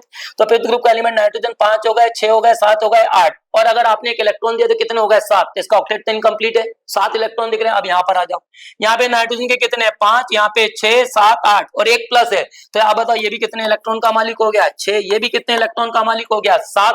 अब इस वाले में आओ, नाइट्रोजन के एटॉमिक शेल में कितने इलेक्ट्रॉन, 5। कितने की दोस्ती करी, 2 ऑक्सीजन से लिए, 2 ऑक्सीजन से लिए, कितने हो गए, 4। प्लस आ रहा, मैंने इलेक्ट्रॉन लिया या दिया, कितने इलेक्ट्रॉन हो गए, 8। यहाँ 8 इलेक्ट्रॉन हो गए। ऑक्सीजन के इलेक्ट्रॉन देखो आप 6 और यहाँ पे माइनस का 7 और एक, ये भी कैसा हो गया, 8। अब इस वाले पे आ जाओ, यहाँ पे नाइट्रोजन पे कैसा चार्ज आ रहा है, प्लस। इलेक्ट्रॉन ले रहा है या दे रहा है, दे रहा है। अब पहले इसका ऑक्टेट चेक करो, तो यहाँ पे नाइट्रोजन के एटॉमिक शेल में कितने इलेक्ट्रॉन, 5। कितने की दोस्ती कर रहा है, 6। यहाँ 7, यहाँ 8 और यहाँ 9 और एक इलेक्ट्रॉन गया तो 8। तो बताओ इसका भी ऑक्टेट कंप्लीट है, इसका भी ऑक्टेट कंप्लीट है, बोलो हाँ। अब आप एक बार बताओ, यहाँ पर आपको क्या दिखाई दे रही है, एरो बेंजीन रिंग दिखाई दे रही है, और यहाँ पे क्या दिखाई दे रहा है, ये कंप्लीट पाई बॉन्ड नहीं दिखाई रहा। That's why answer is C. समझ में आया? तो 63 का आपका आंसर क्या हो गया, सी हो गया। 64 क्वेश्चन देखो, विच of the following shows the correct order of stability. ध्यान से देखना, यहाँ पर आपके इस कार्बन पे प्लस है और पड़ोस में कौन है, ऑक्सीजन। ऑक्सीजन पे लोन पेयर। अभी मैंने आपको एक लाइन पढ़ाई थी, याद रखो कंडीशन, CH2 प्लस के पड़ोस में अगर ऑक्सीजन आ जाए, माने कोई सा भी न्यूक्लियोफाइल आ जाए, ना रेजोनेंस से, रेजोनेंस का छोटा भाई। तो अब बताओ यहाँ पर क्या कह रहा है, सबसे ज्यादा स्टेबल किसको कह रहा है, CH2 प्लस। अब बताओ यहाँ पे कौन लगा हुआ है, कार्बन। तो यहाँ पे क्लोरीन का कौन सा इफेक्ट देखोगे, माइनस का इफेक्ट, कैसा चार्ज डालेगा, प्लस। प्लस डालेगा तो अब बताओ मैग्नीट्यूड ऑफ चार्ज बढ़ा रहा, मतलब अनस्टेबल हो गया। और ये कौन सा केस है, ना रेजोनेंस से, रेजोनेंस का छोटा भाई। तो सबसे ज्यादा स्टेबल किसको होना चाहिए था, CH3 CH प्लस CH3 को, लेकिन ये स्टेबल इसको दे रहा है, तो पहला वाला ऑप्शन गलत। दूसरे वाले में आओ, अब बताओ पहले इस वाले ऑप्शन में देखो, यहाँ पे क्या दे रहा है, ना रेजोनेंस से, रेजोनेंस का छोटा भाई, ये वाला सही है। अब बताओ यहाँ पर दे रहा है CH3 COH CH3, इन दोनों में कंपेयर करो, तो ये कौन सा कार्बोनियम आयन बना रहा है, प्राइमरी, और ये कौन सा कार्बोनियम आयन बना रहा है, सेकेंडरी। और हमको मालूम है tertiary greater than secondary greater than primary होता है, तो ये प्राइमरी और ये कौन सा है, सेकेंडरी। तो ये भी गलत हो गया। होना किसको ज्यादा स्टेबल चाहिए था, सेकेंडरी। दे किसको दिया, प्राइमरी। अब इसमें वाला देखो, इसमें पहले कौन सा दिया है, सेकेंडरी कार्बोनियम आयन, यहाँ कौन सा दिया है, प्राइमरी कार्बोनियम, साथ में कौन सा है, ना रेजोनेंस सही, रेजोनेंस का छोटा भाई। यहाँ भी क्या है, ना रेजोनेंस सही, रेजोनेंस का छोटा भाई। अब एक बार बताओ, यहाँ पर आपसे दे रहा है CH3, ये इसका कौन सा इफेक्ट आएगा, प्लस आई। इसका कौन सा इफेक्ट आएगा, माइनस आई। Cl का कौन सा इफेक्ट आएगा, माइनस आई। माइनस आई कैसा चार्ज डालेगा, प्लस। ये कैसा चार्ज डालेगा, माइनस। अगर ये माइनस आएगा तो इसका मैग्नीट्यूड ऑफ चार्ज क्या हो जाएगा, कम हो जाएगा, इसकी स्टेबिलिटी ज्यादा। तो सीधे सीधे आंसर कौन सा हो गया, सी। और देखो फिर यहाँ पे वही चीज है, देखो ये ना रेजोनेंस से, रेजोनेंस का छोटा भाई, ये ना रेजोनेंस से, रेजोनेंस का छोटा भाई। ना रेजोनेंस का छोटा भाई जो होता है स्टेबल होता है, और यहाँ पे ये कौन सा दिया, प्राइमरी कार्बोनियम आयन, तो ये गलत हो गया। Which of the following will give two isomeric monochloro derivative? एक बात देखना, नॉर्मल गोइंग में मोनोक्लोरिनेशन का मतलब होता है कि हमको क्या करा रहा है, हैलोजिनेशन करा रहा है। एनसीईआरटी में ऐसी लाइनें देखने को मिलती हैं कि अगर कोई बोलता है हमसे CH4 की क्लोरीन से रिएक्शन कराओ, तो हम इसका प्रोडक्ट बनाते हैं CH3Cl। फिर हमने बोल दिया अगर हमने C2H6 की रिएक्शन हमने किसके साथ करा दी, क्लोरीन के साथ करा दी। C2H6 की रिएक्शन मैंने क्लोरीन से करा दी, तो अब बताओ यहाँ पे CH3 लिखा मैंने, अगर मैं इसकी क्लोरीन से रिएक्शन करा रहा हूं तो ये मेरे को जो प्रोडक्ट देगा वो देगा CH3CH2Cl। अब बताओ यहां से यहां तक जाने में मैंने एक H को हटा करके Cl लगाया तो मैं करा क्या रहा हूं, सब्स्टिट्यूशन। ये जो एनसीईआरटी की रिएक्शन है इसको नीट में पूछने का तरीका क्या है कि वो बोल रहा है कि which of the following compound give two isomeric monochloro derivative. मतलब वो कहना ये चाहता है कि जो भी गिवन कंपाउंड है, जब भी मैं आपसे पूछूंगा कि मैंने मोनोक्लोरिनेशन कराया तो मतलब मैं क्या कर रहा हूं, एक बार Cl लगा रहा हूं, क्लोरीनेशन करा रहा हूं, जो भी गिवन कंपाउंड उसका क्या करा रहा हूं, क्लोरीनेशन करा रहा हूं। तो आप एक बताओ, आपने जब 2,3 डाइमिथाइल ब्यूटेन दिया तो आप बता दो, मैं जैसे करता मैं आपको बता देता हूं। या तो हम एक काम करें, इसका फ्री रेडिकल जनरेट कर रहे हैं, डिफरेंट टाइप के फ्री रेडिकल, जितने डिफरेंट टाइप के फ्री रेडिकल बनेंगे उतने ही मोनोक्लोरिनेशन होंगे। या फिर सीधे सीधे हम या कह लें कि आप बताओ जो भी आपका कंपाउंड दिया हुआ है उसमें हर कार्बन से एक H हटा के Cl लगा दें। अगर हम एक H हटा के Cl लगा देंगे तो कंपाउंड का अगर IUPAC नेम डिफरेंट होगा तो आपस में क्या कहलाएंगे, स्ट्रक्चरल आइसोमर ही कहलाएंगे, और वो प्रोडक्ट क्या हो जाएंगे, डिफरेंट हो जाएंगे। जैसे अगर मैं यहाँ पर Cl लगा दूं तो इस कंपाउंड का नाम हो जाएगा 1 क्लोरो 2,3 1 2 3 4 1 क्लोरो 2,3 डाइमिथाइल ब्यूटेन। अब बताओ दूसरा वाला देखो, अगर मैंने यहाँ पे Cl लगा दिया तो कंपाउंड का नाम हो जाएगा 2 क्लोरो 2,3 डाइमिथाइल ब्यूटेन। लेकिन यहाँ पर देखो, अगर मैं यहाँ Cl लगाता हूँ तो भी कंपाउंड का नाम 1 क्लोरो 2,3 डाइमिथाइल ब्यूटेन, यहाँ लगाता हूँ तो भी 1 क्लोरो 2,3 डाइमिथाइल ब्यूटेन, यहाँ लगाता हूँ तो भी 1 क्लोरो 2,3 डाइमिथाइल ब्यूटेन, यहाँ लगाता हूँ तो 2 क्लोरो 2,3 डाइमिथाइल ब्यूटेन, यहाँ लगाता हूँ तो 2 क्लोरो 2,3 डाइमिथाइल ब्यूटेन। तो आप बताओ ये कितने आइसोमर दे रहा है, 2 दे रहा है। अब बताओ अगर मैं नॉर्मल हेक्सेन की बातचीत करूं तो 1 2 3 4 5 6।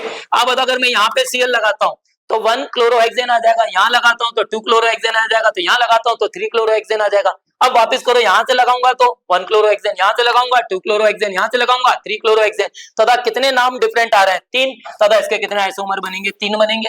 अब अगर मैं आइसोपेंटेन की बातचीत करूं तो आप बताओ सेकंड नंबर के कार्बन पे एक मिथाइल ग्रुप की ब्रांचिंग करूंगा, इधर और इधर नाम जो आएगा 1 क्लोरो 2 मिथाइल ब्यूटेन आएगा। यहाँ करूंगा तो 1 क्लोरो 2 मिथाइल ब्यूटेन आएगा, यहाँ करूंगा तो क्या आ जाएगा 2 क्लोरो 2 मिथाइल ब्यूटेन, यहाँ करूंगा तो क्या आ जाएगा 2 क्लोरो 3 मिथाइल ब्यूटेन, यहाँ करूंगा तो क्या आ जाएगा 1 क्लोरो 3 मिथाइल ब्यूटेन। तो यहाँ दो जगह एक ही नाम आ रहा है, यहाँ डिफरेंट आ रहा है, यहाँ डिफरेंट आ रहा है और यहाँ डिफरेंट आ रहा है, तो टोटल आइसोमर कितने बन गए, 4 बन गए। इथेन की बातचीत करोगे तो आप बताओ इसमें तो कहीं यहाँ पे Cl लगा दूं और आप बताओ यहाँ पे Cl लगा दूं इधर पे लेफ्ट हैंड साइड में, तो आप बताओ इस कंपाउंड का नाम लिखूंगा तो 1 क्लोरोइथेन और यहाँ पे भी नाम लिखूंगा तो 1 क्लोरोइथेन। तो कितने नाम आ रहे हैं, एक ही तो आ रहा है। तो आप बताओ इसके कितने आइसोमर बनेंगे, 1। अब आप समझदार हो, आप बताओ 2 आइसोमर दे कौन रहा है, 2,3 डाइमिथाइल ब्यूटेन। तो आंसर इज ए 65।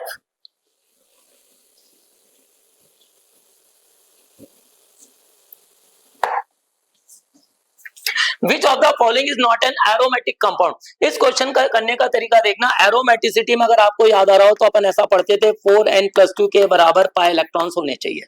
कोई भी कंपाउंड अगर एरोमेटिक होना तो उसमें 4n+2 के बराबर पाई इलेक्ट्रॉन्स होनी चाहिए। और अपन ने एक बात बोली थी कि अगर आप में जो इलेक्ट्रॉन्स होते हैं एरोमेटिक होने के लिए जो पाई इलेक्ट्रॉन्स होने चाहिए वो 2 होना चाहिए, 6 होना चाहिए, 10 होना चाहिए, 14 होना चाहिए, ऐसे कुछ भी हो सकते हैं। अब बताओ पहले वाले स्ट्रक्चर में देखो कितने पाई बॉन्ड है, तो यहाँ पर जो ये पाई इलेक्ट्रॉन्स हैं इनको केमिस्ट्री में 2 पार्ट में डिवाइड करते हैं, एक कहलाता है एसेंशियल पाई इलेक्ट्रॉन्स, एक कहलाता है restricted pi electrons. Essential pi electrons में हमेशा मतलब ऑलवेज आप काउंट करोगे पाई बॉन्ड, मतलब एसेंशियल में हमेशा आप काउंट करोगे पाई बॉन्ड के इलेक्ट्रॉन और नेगेटिव चार्ज के इलेक्ट्रॉन। फिर कह रहा हूँ एसेंशियल में हमेशा काउंट करोगे पाई बॉन्ड के इलेक्ट्रॉन और नेगेटिव चार्ज के इलेक्ट्रॉन। और आप बता दो अगर आपने बोल दिया कि यहाँ पर मेरे पास बेंजीन है तो आप बता दो सबसे पहले क्या देखोगे, एरोमेटिकली कंपाउंड कैसा होना चाहिए, साइक्लिक होना चाहिए। दूसरी कंडीशन क्या होती थी, जो पाई इलेक्ट्रॉन होना चाहिए वो रिंग में कंप्लीटली डीलोकलाइज्ड होना चाहिए। अब पाई इलेक्ट्रॉन को आपने कितने पार्ट में डिवाइड किया, 2, एक कहलाता है एसेंशियल और एक कहलाता है रिस्ट्रिक्टेड। एसेंशियल की कंडीशन क्या बोली, जब भी अगर आप में कंपाउंड में पाई बॉन्ड प्रेजेंट है हमेशा काउंट करोगे, नेगेटिव प्रेजेंट है हमेशा काउंट करोगे। तो बताओ यहाँ पर क्या प्रेजेंट है, केवल पाई बॉन्ड। कितने पाई बॉन्ड है, 3 पाई बॉन्ड में कितने इलेक्ट्रॉन है, 6।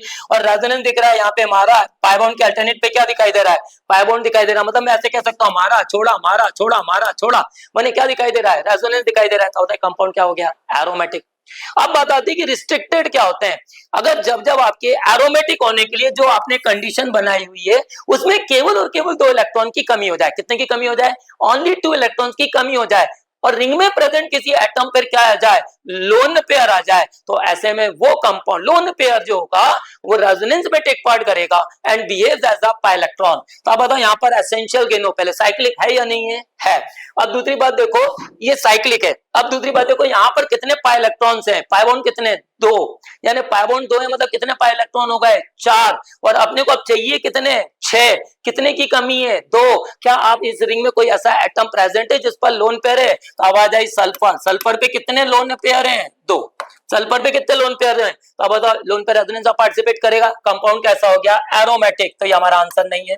अब दूसरे वाले में देखो, यहाँ पर पाई बॉन्ड है, यहाँ पे भी पाई बॉन्ड है, पाई इलेक्ट्रॉन कितने, 4। पहले तो आप बताओ कंडीशन क्या थी, साइक्लिक, दूसरे क्या था, पाई बॉन्ड कितने होने चाहिए, 4n+2 के बराबर, तीसरा क्या होना चाहिए, रेजोनेंस कंप्लीटली डीलोकलाइज्ड होना चाहिए, और यहाँ पे बताओ ये मारा, आप बताओ ये पाई बॉन्ड है, फिर यहाँ पर छोड़ दिया, फिर यहाँ छोड़ दिया, फिर यहाँ आया, मैंने आप बताओ यहाँ पे रेजोनेंस नहीं है, और रेजोनेंस नहीं है तो आप एक बात समझ में आ रही है कि आप बताओ नॉट एन एरोमेटिक कंपाउंड की बातचीत करो तो आंसर कौन सा हो गया बी। अब तीसरा वाला चेक करो, यहाँ पे एसेंशियल के रिंग है, सही है। अब आप बताओ ये वाला जो प्लस है इधर से भी रेजोनेंस में जा रहा है, इधर से भी रेजोनेंस में जा रहा है, फिर देखो ये वाला जो प्लस है इसके साथ भी रेजोनेंस और इसके साथ भी रेजोनेंस में, तो कंप्लीट रेजोनेंस है। यहाँ पे देखो pi bond alternate, pi bond alternate, पाई बॉन्ड, और पाई बॉन्ड के अल्टरनेट पे क्या है, प्लस, यहाँ भी पाई बॉन्ड का अल्टरनेट पे प्लस, माने कंप्लीट डीलोकलाइजेशन दिख रहा है। एसेंशियल पाई इलेक्ट्रॉन कितने हैं, 3 पाई बॉन्ड है, 3 पाई बॉन्ड के इलेक्ट्रॉन कितने हो गए, 6, और अल्टरनेट पे क्या प्रेजेंट है, प्लस, तो रेजोनेंस हो गया, माने इस कंडीशन को फुलफिल कर रहा था, क्या हो गया, एरोमेटिक, हमारा आंसर नहीं होगा। तीसरी कंडीशन में देखो साइक्लिक रिंग है, पहली बात, पाई इलेक्ट्रॉन, पाई बॉन्ड कितने, 2, पाई इलेक्ट्रॉन कितने, 4, और आप एक बार बताओ यहाँ पर रिंग में प्रेजेंट एटम पर लोन पेयर है या नहीं है, यस है, और ये दोनों तरफ से रेजोनेंस में जा रहा है या नहीं जा रहा है, जा रहा है, ये कंडीशन है, सी डबल बॉन्ड सी ओ पे लोन पेयर।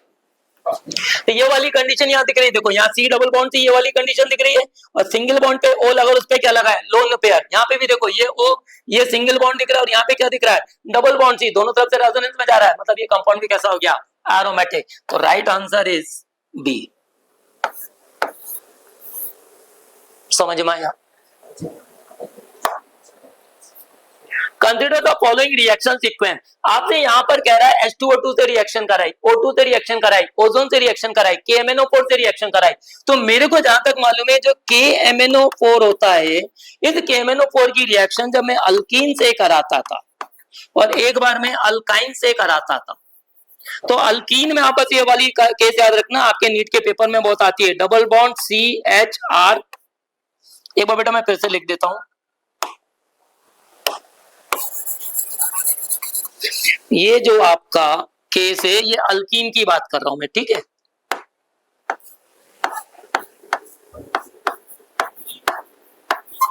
अल्कीन में अगर हम KMnO4 oblique H+ oblique heat दे दे, या KMnO4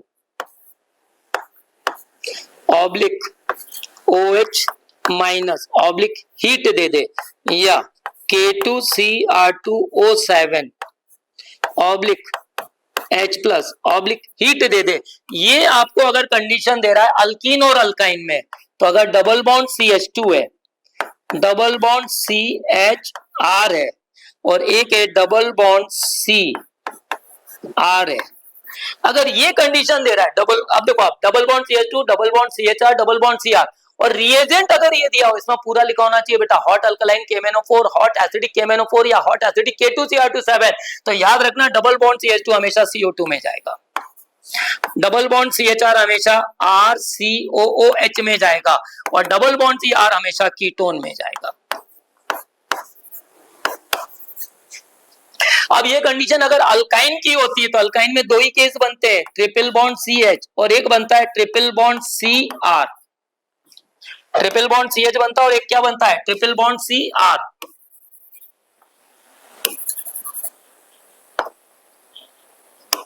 तो यहाँ ट्रिपल बॉन्ड CH, यहाँ ट्रिपल बॉन्ड CR, अगर इसमें बोलोगे तो ये जाता है आपका CO2 में, ये काहे में जाता है CO2 में, और ये जाता है एसिड में। तो आप बताओ अगर मैं KMnO4 बोल रहा हूं तो आप बताओ या तो इसको हॉट अल्कलाइन KMnO4 कहना था, हॉट अल्कलाइन KMnO4 कहता तो बताओ ट्रिपल बॉन्डेड जो कार्बन होता है वो काय में जाता एसिड में, और ये ट्रिपल बॉन्डेड कार्बन भी काय में जाता एसिड में। या फिर अगर आपको याद रहे तो KMnO4 को दूसरे नाम में भी पढ़ा हुआ था कोल्ड अल्कलाइन KMnO4, जिसको हम कहते हैं बेयर्थ रिएजेंट, और बेयर्थ रिएजेंट तो ग्लाइकोलिक बॉन्ड बनाता था, एडजेसेंट कार्बन एटम पे 2 OH लगाता था। तो आप बताओ ये वाला तो नहीं होगा क्योंकि यहाँ पे क्या बना रहा है, कीटोन बना रहा है। अब आप बता दो, सीधे सीधे दिखाई दे रहा है जिंक ऑब्लिक वाटर है, ये किस रिएक्शन की पहचान है, ओजोनोलिसिस। और ओजोनोलिसिस में अगर आपको याद रहा तो ये वाला बॉन्ड टूट जाता था, zinc oblique H2O reductive ozonolysis करा रहा है, इसलिए आप बताओ क्या बनाएगा, डाई कीटोन बनाएगा। That's why answer is C. Consider the following two sequence reaction. आप बताओ यहाँ पर अगर आपको याद आ रहा हो तो आपने एक रिएक्शन पढ़ी थी हाइड्रोबोरेशन ऑक्सीडेशन, एक पढ़ते हो ऑक्सीमर्क्यूरेशन डीमर्क्यूरेशन। पहली बात तो याद रखना, अल्कीन और अनसैचुरेटेड हाइड्रोकार्बन की रिएक्शन में हमेशा इंटरमीडिएट कार्बोनियम आयन बनाता विद सम एक्सेप्शंस, लेकिन इन जनरल अगर हम अल्कीन और अल्काइन की रिएक्शन कराते हैं तो इंटरमीडिएट क्या बनाता है, कार्बोनियम आयन बनाता है। अब दूसरी बात देखो, अगर हम बातचीत कर रहे थे तो यहाँ पे कौन है, अनसैचुरेटेड हाइड्रोकार्बन है।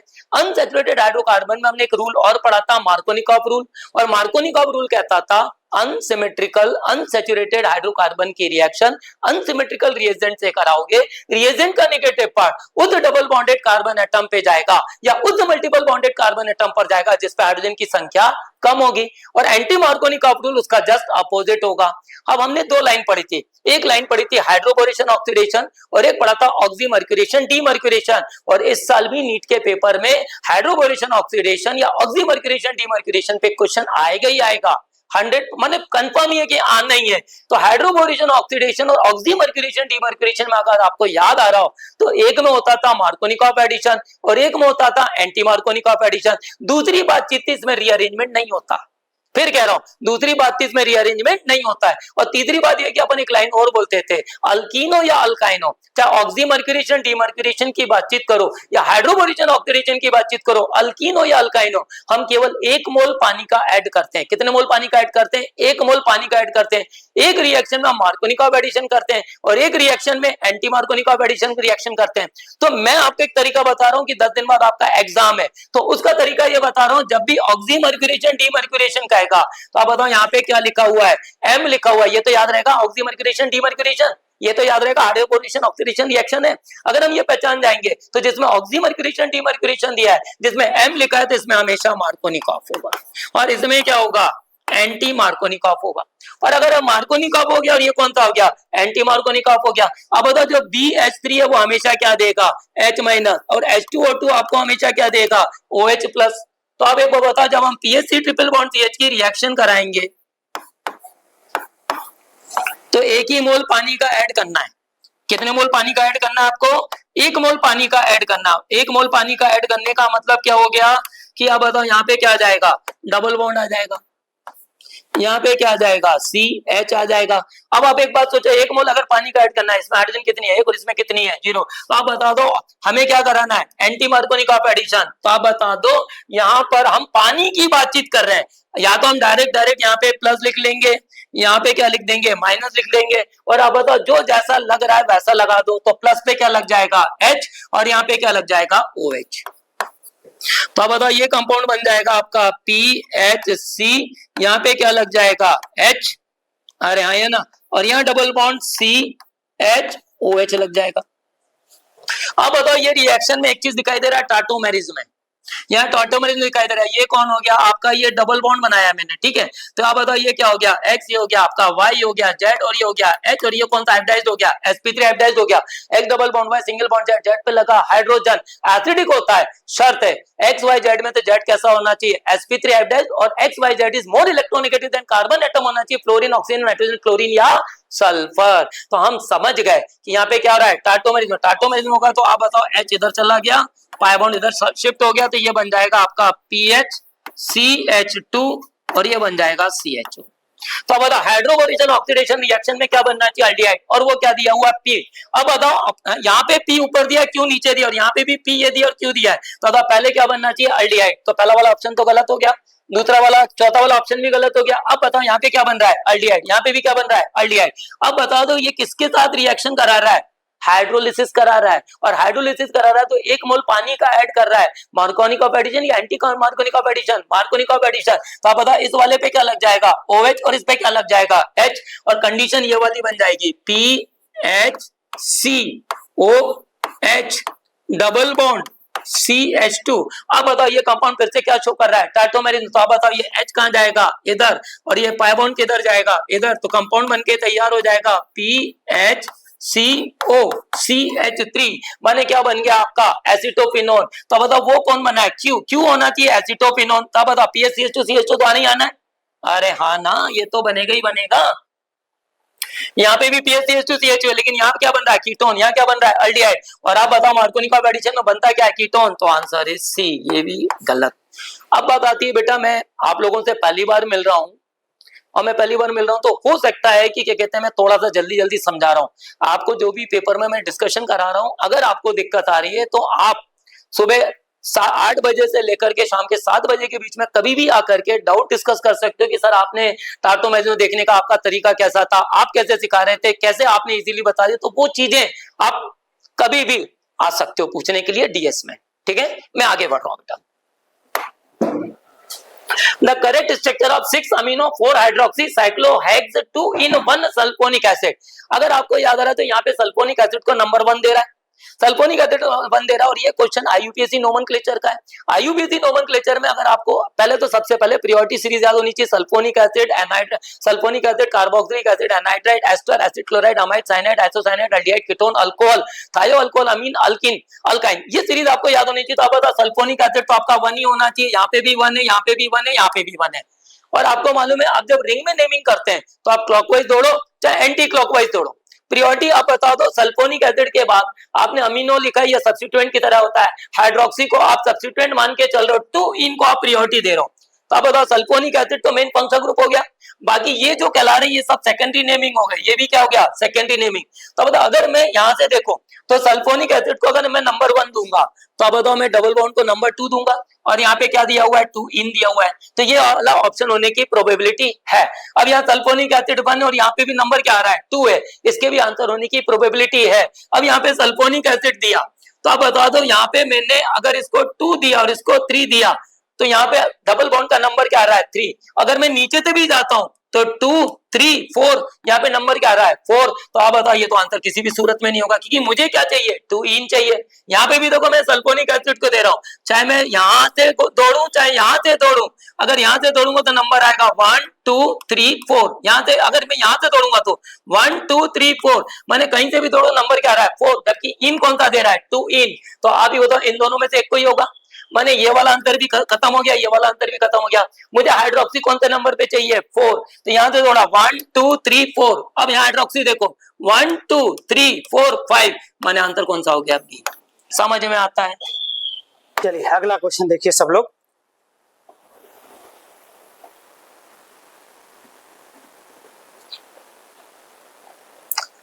अब इस क्वेश्चन में बच्चों जो है क्या दिया गया है, मोल कॉन्सेप्ट का क्वेश्चन दे दिया है, which has maximum number of atom, किसमें नंबर ऑफ एटम सबसे ज्यादा होंगे। बहुत स्पीड से करने वाला क्वेश्चन। तो सबसे पहले 12 ग्राम हीलियम, तो नंबर ऑफ हीलियम एटम की अगर बात करेंगे, और ये भैया ए वाला है बराबर, वेट कितना दिया है 12, एटॉमिक वेट हीलियम का होता है 4 इंटू Na, तो ये आ जाएगा 3Na। कितना आ जाएगा 3Na, 12 है ये 12, ठीक है। बी में देखो, बी में तो नंबर ऑफ एटम हाइड्रोजन के, एक हाइड्रोजन मॉलिक्यूल है ये, इसमें 2 हाइड्रोजन के एटम होंगे इनटू मॉलिक्यूल में 4/2 इंटू Na। क्या फॉर्मूला लगा रहे हैं पता है, weight upon molecular weight into Na। 2 से 2 निपटा दीजिए, कितना आ गया 4Na, ठीक है। तीसरे नंबर पे जाइए सी में, 16 ग्राम ऑक्सीजन दिया। आप समझो ऑक्सीजन का मतलब O2 होता है, नाइट्रोजन का मतलब N2 होता है, ये बात ध्यान से समझ लेना। तो अब यहाँ पे नंबर ऑफ ऑक्सीजन एटम बोला है, ऑक्सीजन का मतलब ऑक्सीजन गैस होती है, ठीक है। तो ये दिया है, इसमें 2 होते हैं, 2 इंटू 16/32 इंटू Na। तो समझ आ ही गया होगा कितना 32 से 32, ये कितना हो जाएगा Na। उसके बाद डी में नंबर ऑफ नाइट्रोजन एटम की बात कर रहा है, नाइट्रोजन मॉलिक्यूल दिया, 2 एटम होंगे एक में 2 इंटू 28/28 इंटू Na बराबर कितना हो जाएगा 2Na। अब देख लो सबसे ज्यादा किसमें है, सबसे ज्यादा जो है हाइड्रोजन, इसमें सबसे ज्यादा रहेंगे, बी जो है वो सही आंसर है। चलिए आगे बढ़ते हैं।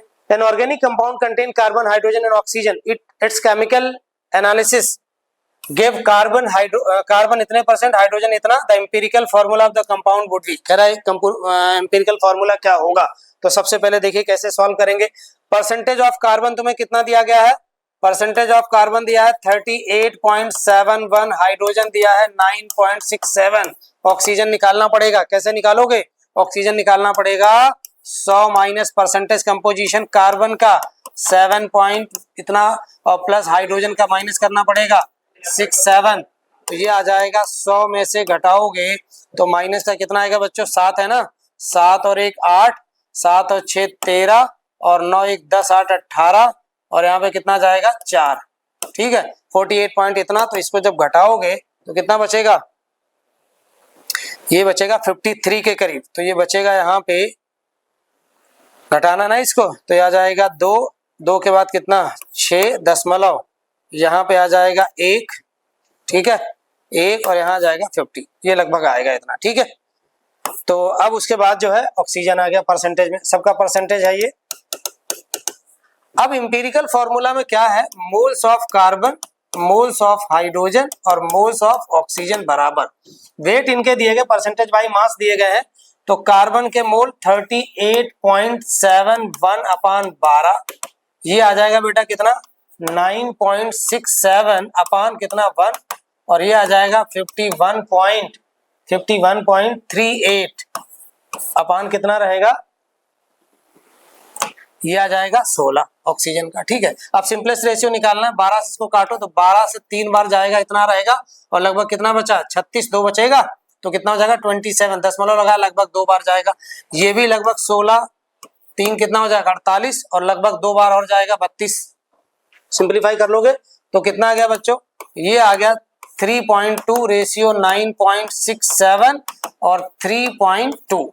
आप सिंपलेस्ट रेशियो के लिए क्या करोगे, ये जो है 3.2 थोड़ा आगे पीछे होगा लेकिन लगभग 3 के करीब, इससे डिवाइड करते हैं। जब इससे डिवाइड करोगे, इससे जब डिवाइड करोगे तो कितना मिलेगा, यहाँ पे 1 और लगभग 3 और कितना रहेगा 1, क्योंकि सिंपलेस्ट रेशियो में रहता है तो क्या होगा CH3O, ये इंपीरिकल फॉर्मूला आपको मिल जाएगा, ठीक है। तो देखिए कौन सा सही है, पहला वाला सही है, दूसरा वाला गलत, ये गलत और ये गलत, समझ गए, आगे बढ़िए। कह रहा है कि 10 ग्राम, अगला क्वेश्चन क्या है, मोल कॉन्सेप्ट का क्वेश्चन है साइकोमेट्री का। कह रहा है 10 gram hydrogen and 64 gram oxygen were filled in a steel vessel and explode, amount of water produce in this reaction will be. कह रहा है कि 10 ग्राम हाइड्रोजन गैस है, 64 ग्राम ऑक्सीजन गैस है, इनको एक जो है हम लोग क्या कर रहे हैं, एक ट्यूब है, कंटेनर है, फिल्ड है, ठीक है, उससे उसमें रख के इनको एक्सप्लोड कर रहे हैं, जला रहे हैं, ठीक है। कह रहा है वाटर कितना प्रोड्यूस होगा ये आपको बताना है। लिमिटिंग रीजेंट का केस है क्योंकि 2 रिएक्टेंट है, दोनों का अमाउंट दिया गया है, ठीक है। तो चलिए देखते हैं कैसे करेंगे, कैलकुलेशन थोड़ी रहेगी इसमें और समझिए। तो सबसे पहले बच्चों इसका सॉल्यूशन, हाइड्रोजन गैस रिएक्शन किससे करा रहे हैं, ऑक्सीजन गैस, 2 यहाँ कर लीजिए और यहाँ पे 2 वाटर मॉलिक्यूल बन गया ऐसे। इसका कितना दिया गया है 10 ग्राम, इसका कितना दिया है 64 ग्राम। एलआर के लिए क्या करोगे, इसके मोल अपान मोलर कोफिशिएंट, तो ये रहेगा 10 अपान 2 तो ये वाला, और मोलर मास हाइड्रोजन का 2, ये रहेगा 64/32। तो इसको काटोगे कितना आ जाएगा 2 और इसको काटोगे तो कितना आ जाएगा 2.5, तो 2.5 और ये कितना आ गया 2, तो ये है मिनिमम। तो एलआर हमारा ये आ गया।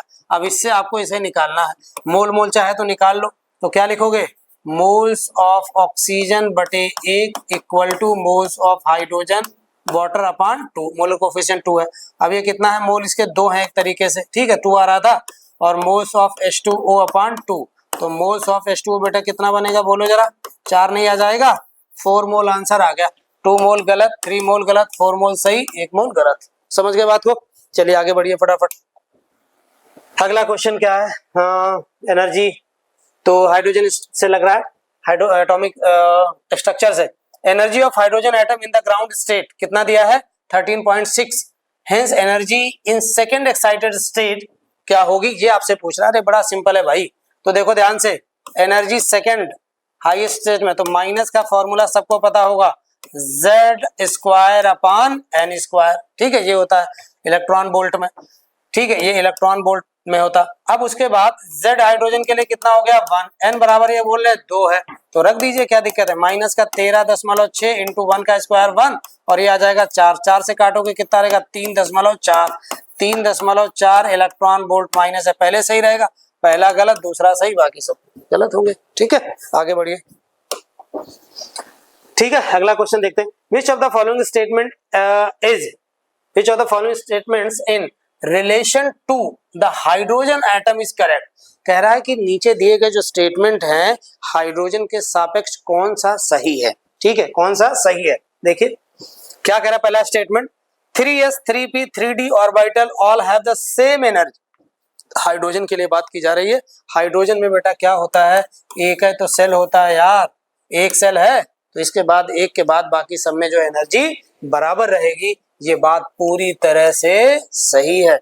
और ये बात सही है तो नीचे जाने की जरूरत है नहीं, और जाओगे भी तो आपको पता चल जाएगा, ठीक है। चलिए आगे बढ़ते हैं। तो चलिए बच्चों क्वेश्चन नंबर 75 देखिए एक बार, क्या दिया गया, असर्शन रीजन का क्वेश्चन है। PH of x molar HCl is less than pH of x molar of acetic acid, ये दिया गया है, सभी को पता है यार, HCl स्ट्रॉन्ग एसिड है और ये क्या है, वीक एसिड। तो अब ये वीक एसिड है और स्ट्रॉन्ग, तो स्ट्रॉन्ग एसिड है तो इसकी कंसंट्रेशन दोनों की क्या है, सेम है, और कंसंट्रेशन दोनों की सेम है, तो पीएच जो है बच्चों क्या होता है, पीएच जो है वो 1 अपान कंसंट्रेशन होता है, H प्लस आयन की कंसंट्रेशन।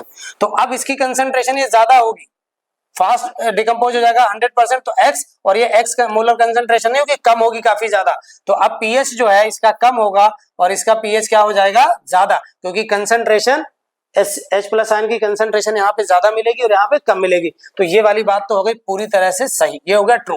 अब क्या कह रहा है दूसरा स्टेटमेंट, देखिए दूसरे स्टेटमेंट में क्या दिया, कह रहा था degree of ionisation of HCl and acetic acid are equal at infinite dilution. अरे भाई बार बार सिखाया था कि इनफाइनाइट डाइल्यूशन पे वीक इलेक्ट्रोलाइट स्ट्रॉन्ग इलेक्ट्रोलाइट की तरह बिहेव करता है, और स्ट्रॉन्ग इलेक्ट्रोलाइट है तो स्ट्रॉन्ग इलेक्ट्रोलाइट का डिग्री ऑफ आयनाइजेशन जो है वो कितना हो जाता है, 1 हो जाता है। ये बात भी पूरी तरह से सही है, इसमें कॉन्सेप्ट ऐसा नहीं है, इसके लिए क्या लगाओगे, वीक इलेक्ट्रोलाइट है ना, ये वीक एसिड है, तो इनफाइनाइट डाइल्यूशन पे वीक एसिड स्ट्रॉन्ग एसिड की तरह बिहेव करने लगता है, या वीक इलेक्ट्रोलाइट स्ट्रॉन्ग, तो पहला भी सही दूसरा भी सही। लेकिन अब यहाँ पे पहला दूसरा, पहला वाला गलत, रीजन नहीं है इसका, पीएस से इसका कोई लेना देना नहीं है।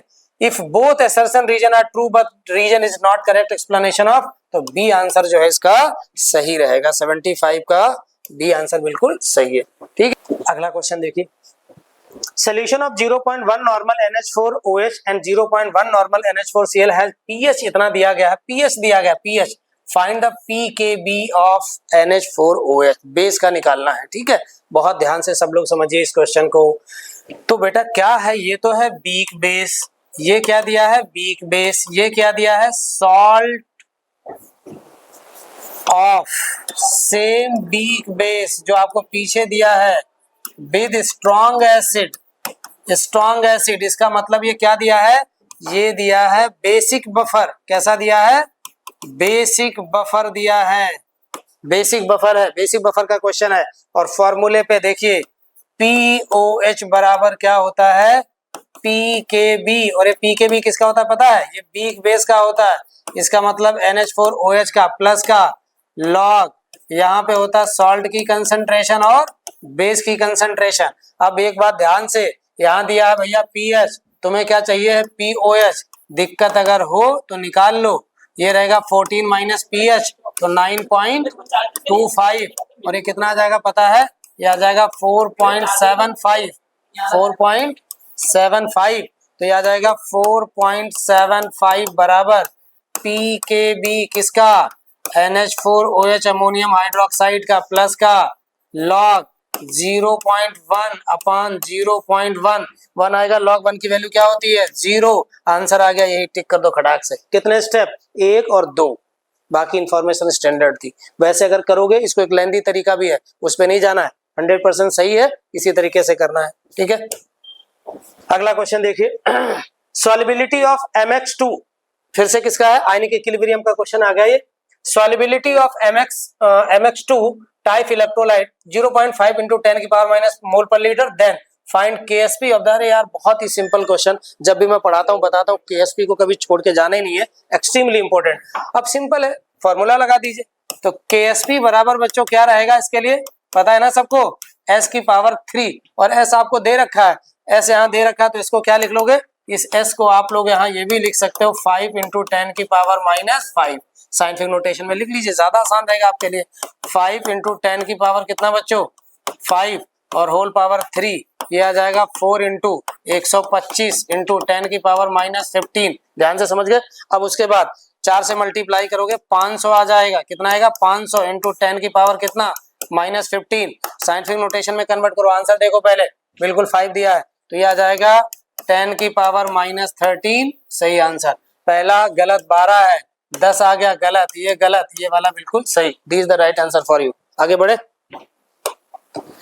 चलिए उसके बाद आ जाइए, विच of the following pair constitutes buffer. Buffer कौन बनाएगा। अब बफर के लिए पता, दो तरह के बफर होते हैं जो हम पढ़ते हैं, एसिडिक और बेसिक। और उसके बाद एसिडिक के लिए क्या कंडीशन होती है, वीक एसिड होना चाहिए और salt same weak acid with strong base होना चाहिए। तो पहले देखो ध्यान से सब लोग, ये भैया क्या है, वीक एसिड है, HNO3 जो है नाइट्रिक एसिड स्ट्रॉन्ग होता है, वीक एसिड हो गया, ये हो गया वीक एसिड। अब क्या है, अब सॉल्ट बना है, जो सॉल्ट किससे बना है, ये सॉल्ट बना है, इसका एनायनिक पार्ट आएगा, कैटायनिक Na कहां से है, स्ट्रॉन्ग बेस से, तो ये कैसा हो गया है, ये एसिडिक बफर हो गया, और ये बिल्कुल सही बात है, ठीक है, सिंगल चॉइस है। आगे बढ़ जाओ, बाकी चेक करवा देते हैं आपको।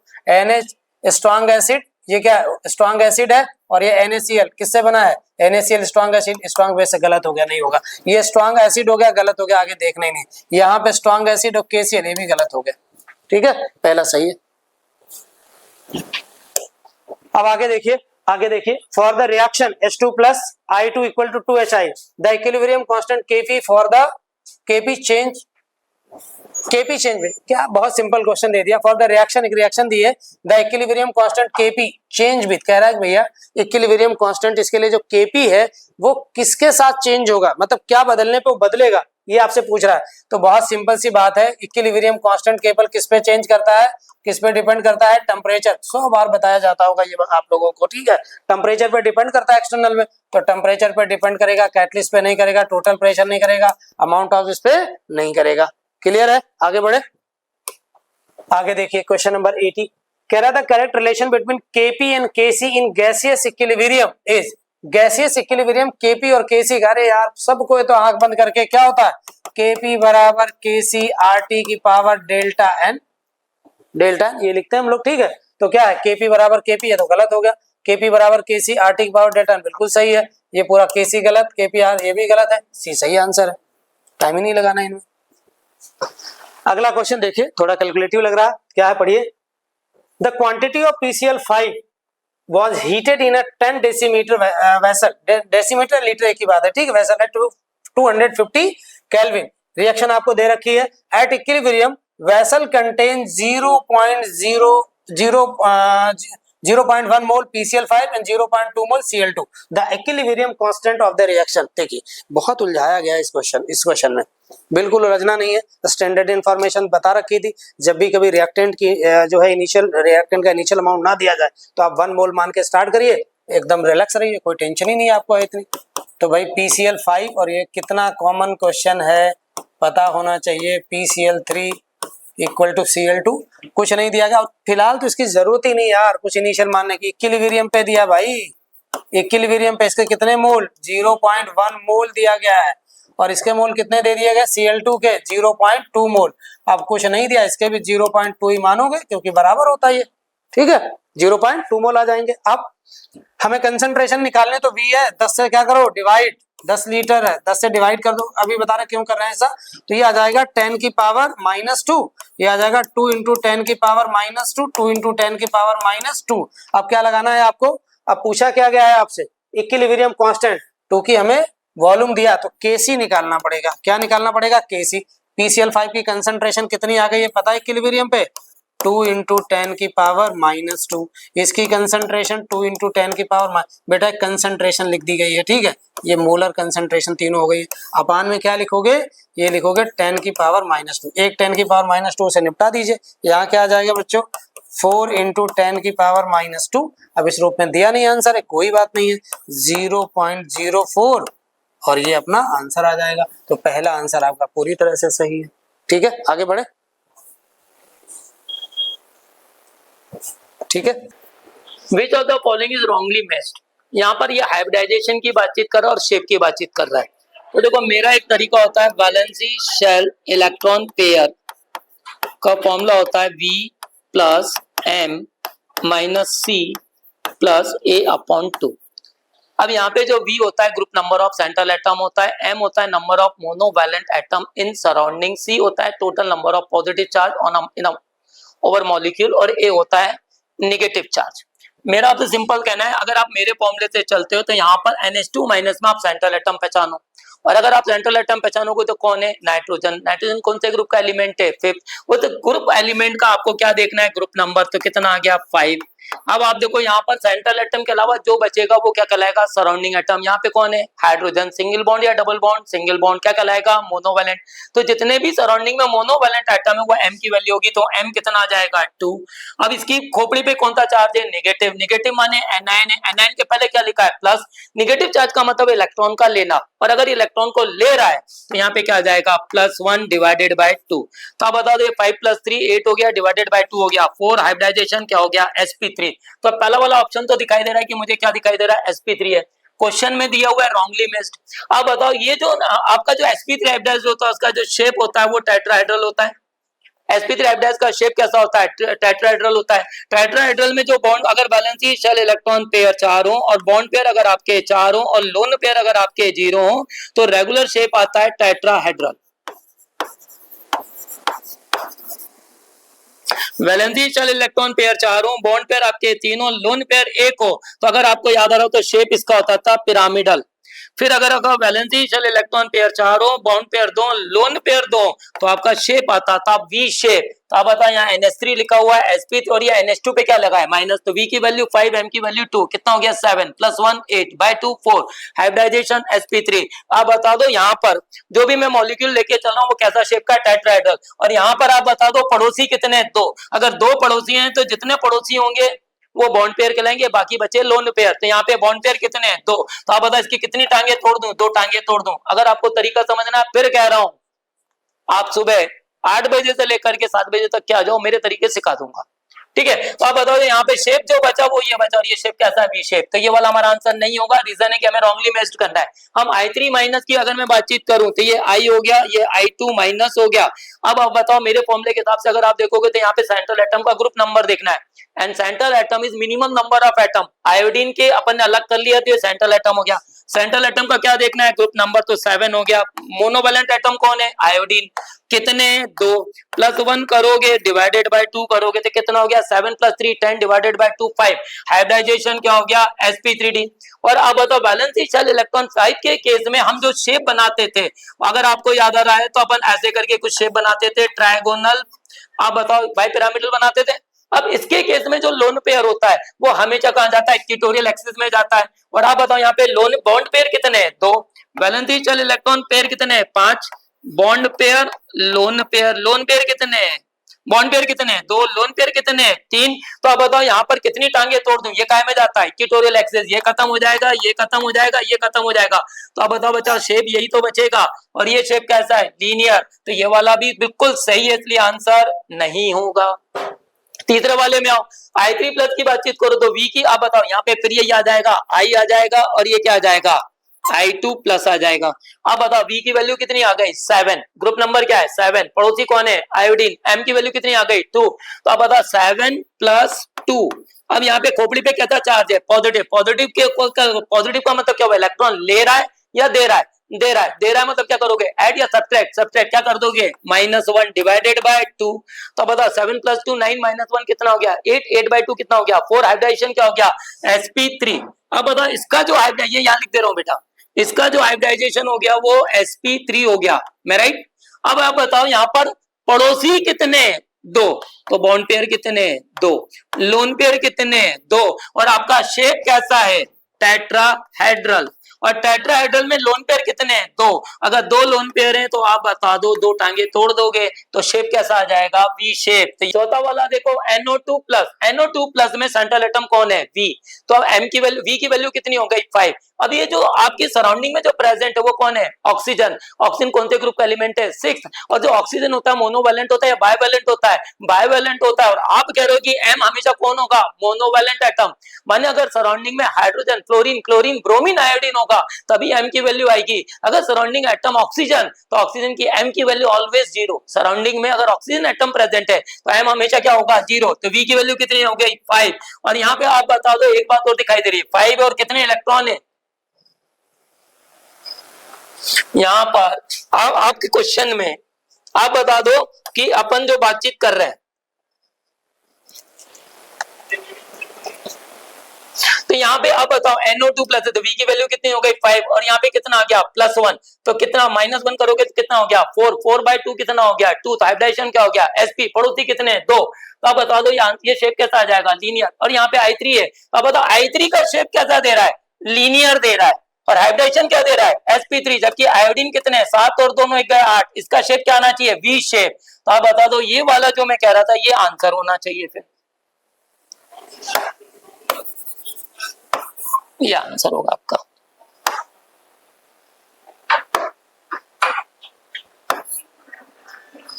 मेरी बात फॉलो करिए बेटा, एक बार मैं फिर कह रहा हूँ, देखो NH2- में sp3 शेप है, V शेप्ड है, बिल्कुल सही है। रॉन्गली मैच कह रहा है। I3- में हाइब्रिडाइजेशन sp3d है, शेप लीनियर है, बिल्कुल सही है। लेकिन I3+ में अगर आप देखो तो मैंने यहाँ पे लिखा था I2+, यहाँ पे कितने थे? V की वैल्यू 7। आप बताओ M की वैल्यू कितनी आ गई? 2। फिर कितना आ गया? -1। तो आप बता दो कितना हो गया? 7 और 2 9 और 1 गया 8। 8/2 कितना हो गया? 4। 4 हो गया तो हाइब्रिडाइजेशन क्या हो गया? sp3। बॉन्ड पेयर कितने? 2। लोन पेयर कितने? 2। तो आप बताओ मैंने शेप कैसा बोला? V shape. और यहाँ क्या दे रहा है? Linear. That's why answer is C। Clear? फिर कह रहा हूं बेटा, नहीं समझ में आए सुबह 10 बजे से लेके शाम के 7 बजे तक आके आप पूछ लो। नेक्स्ट देखो, if equatorial plane in PCl5 molecule is the XY plane, the orbital hybridizing to produce axial bond is। बहुत सिंपल सी बात है, जो PCl5 होता है, अब मैंने आपको बताया था V+M -C+A/2। यहाँ पे जो आपका सेंट्रल एटम होता है उसका ग्रुप नंबर कितना होगा? 5। अब बताओ यहाँ पे क्लोरीन कैसा है? मोनोवैलेंट एटम, तो M की वैल्यू होगी 5। 5 + 5 कितना हो गया? 2। कितना हो गया? 10। 10/2 कितना हो गया? 5। हाइब्रिडाइजेशन क्या हो गया? sp3d। शेप कैसा हो गया? Trigonal bipyramidal. अब आपको ये मालूम है ये जो आपने प्लेन डाले हुए, ये कौन से प्लेन है? आप बताओ, ये इक्वेटोरियल एक्सिस कहलाती है, ये वाली कहलाती है एक्सियल एक्सिस। तो इक्वेटोरियल एक्सिस जो होती है प्लेन में होती है, और जो एक्सियल एक्सिस होती है वो कैसी होती है? मैंने आप बताओ परपेंडिकुलर टू द प्लेन होती है। परपेंडिकुलर टू द प्लेन होगी तो ये हमेशा y एक्सिस होगी और ये xy प्लेन होगा, क्योंकि क्वेश्चन में क्या दे रहा है? xy प्लेन है। तो ये प्लेन कौन सा है? xy। तो ये वाला प्लेन कौन सा होगा? y। और ये वाला कौन सा होगा? y। अब sp3, अगर आप sp3d कह रहे हो तो आप बताओ, एक px होता है, एक py होता है, एक pz होता है। तो अगर px और ये तो x और y प्लेन में आ जाएंगे, लेकिन ये कौन से प्लेन में जाएगा? एक्सियल प्लेन में जाएगा। तो इनमें से एक कौन होगा? pz। और अगर आपको d ऑर्बिटल की बातचीत मालूम है तो एक dxy होता है, एक dyz होता है, dxz होता है, dx² - y² होता है, dz² होता है। तो dxy xy plane, dyz yz plane, dzx zx plane में होता है, dx² - y² xy प्लेन में होता है, लेकिन dz² एक्सियल प्लेन में होता है। इसलिए ये वाला कौन सा होगा? dz²। तो दैट्स व्हाई आंसर इज आपका pz और dz² होगा। Clear? among the following the pair which is not isostructural।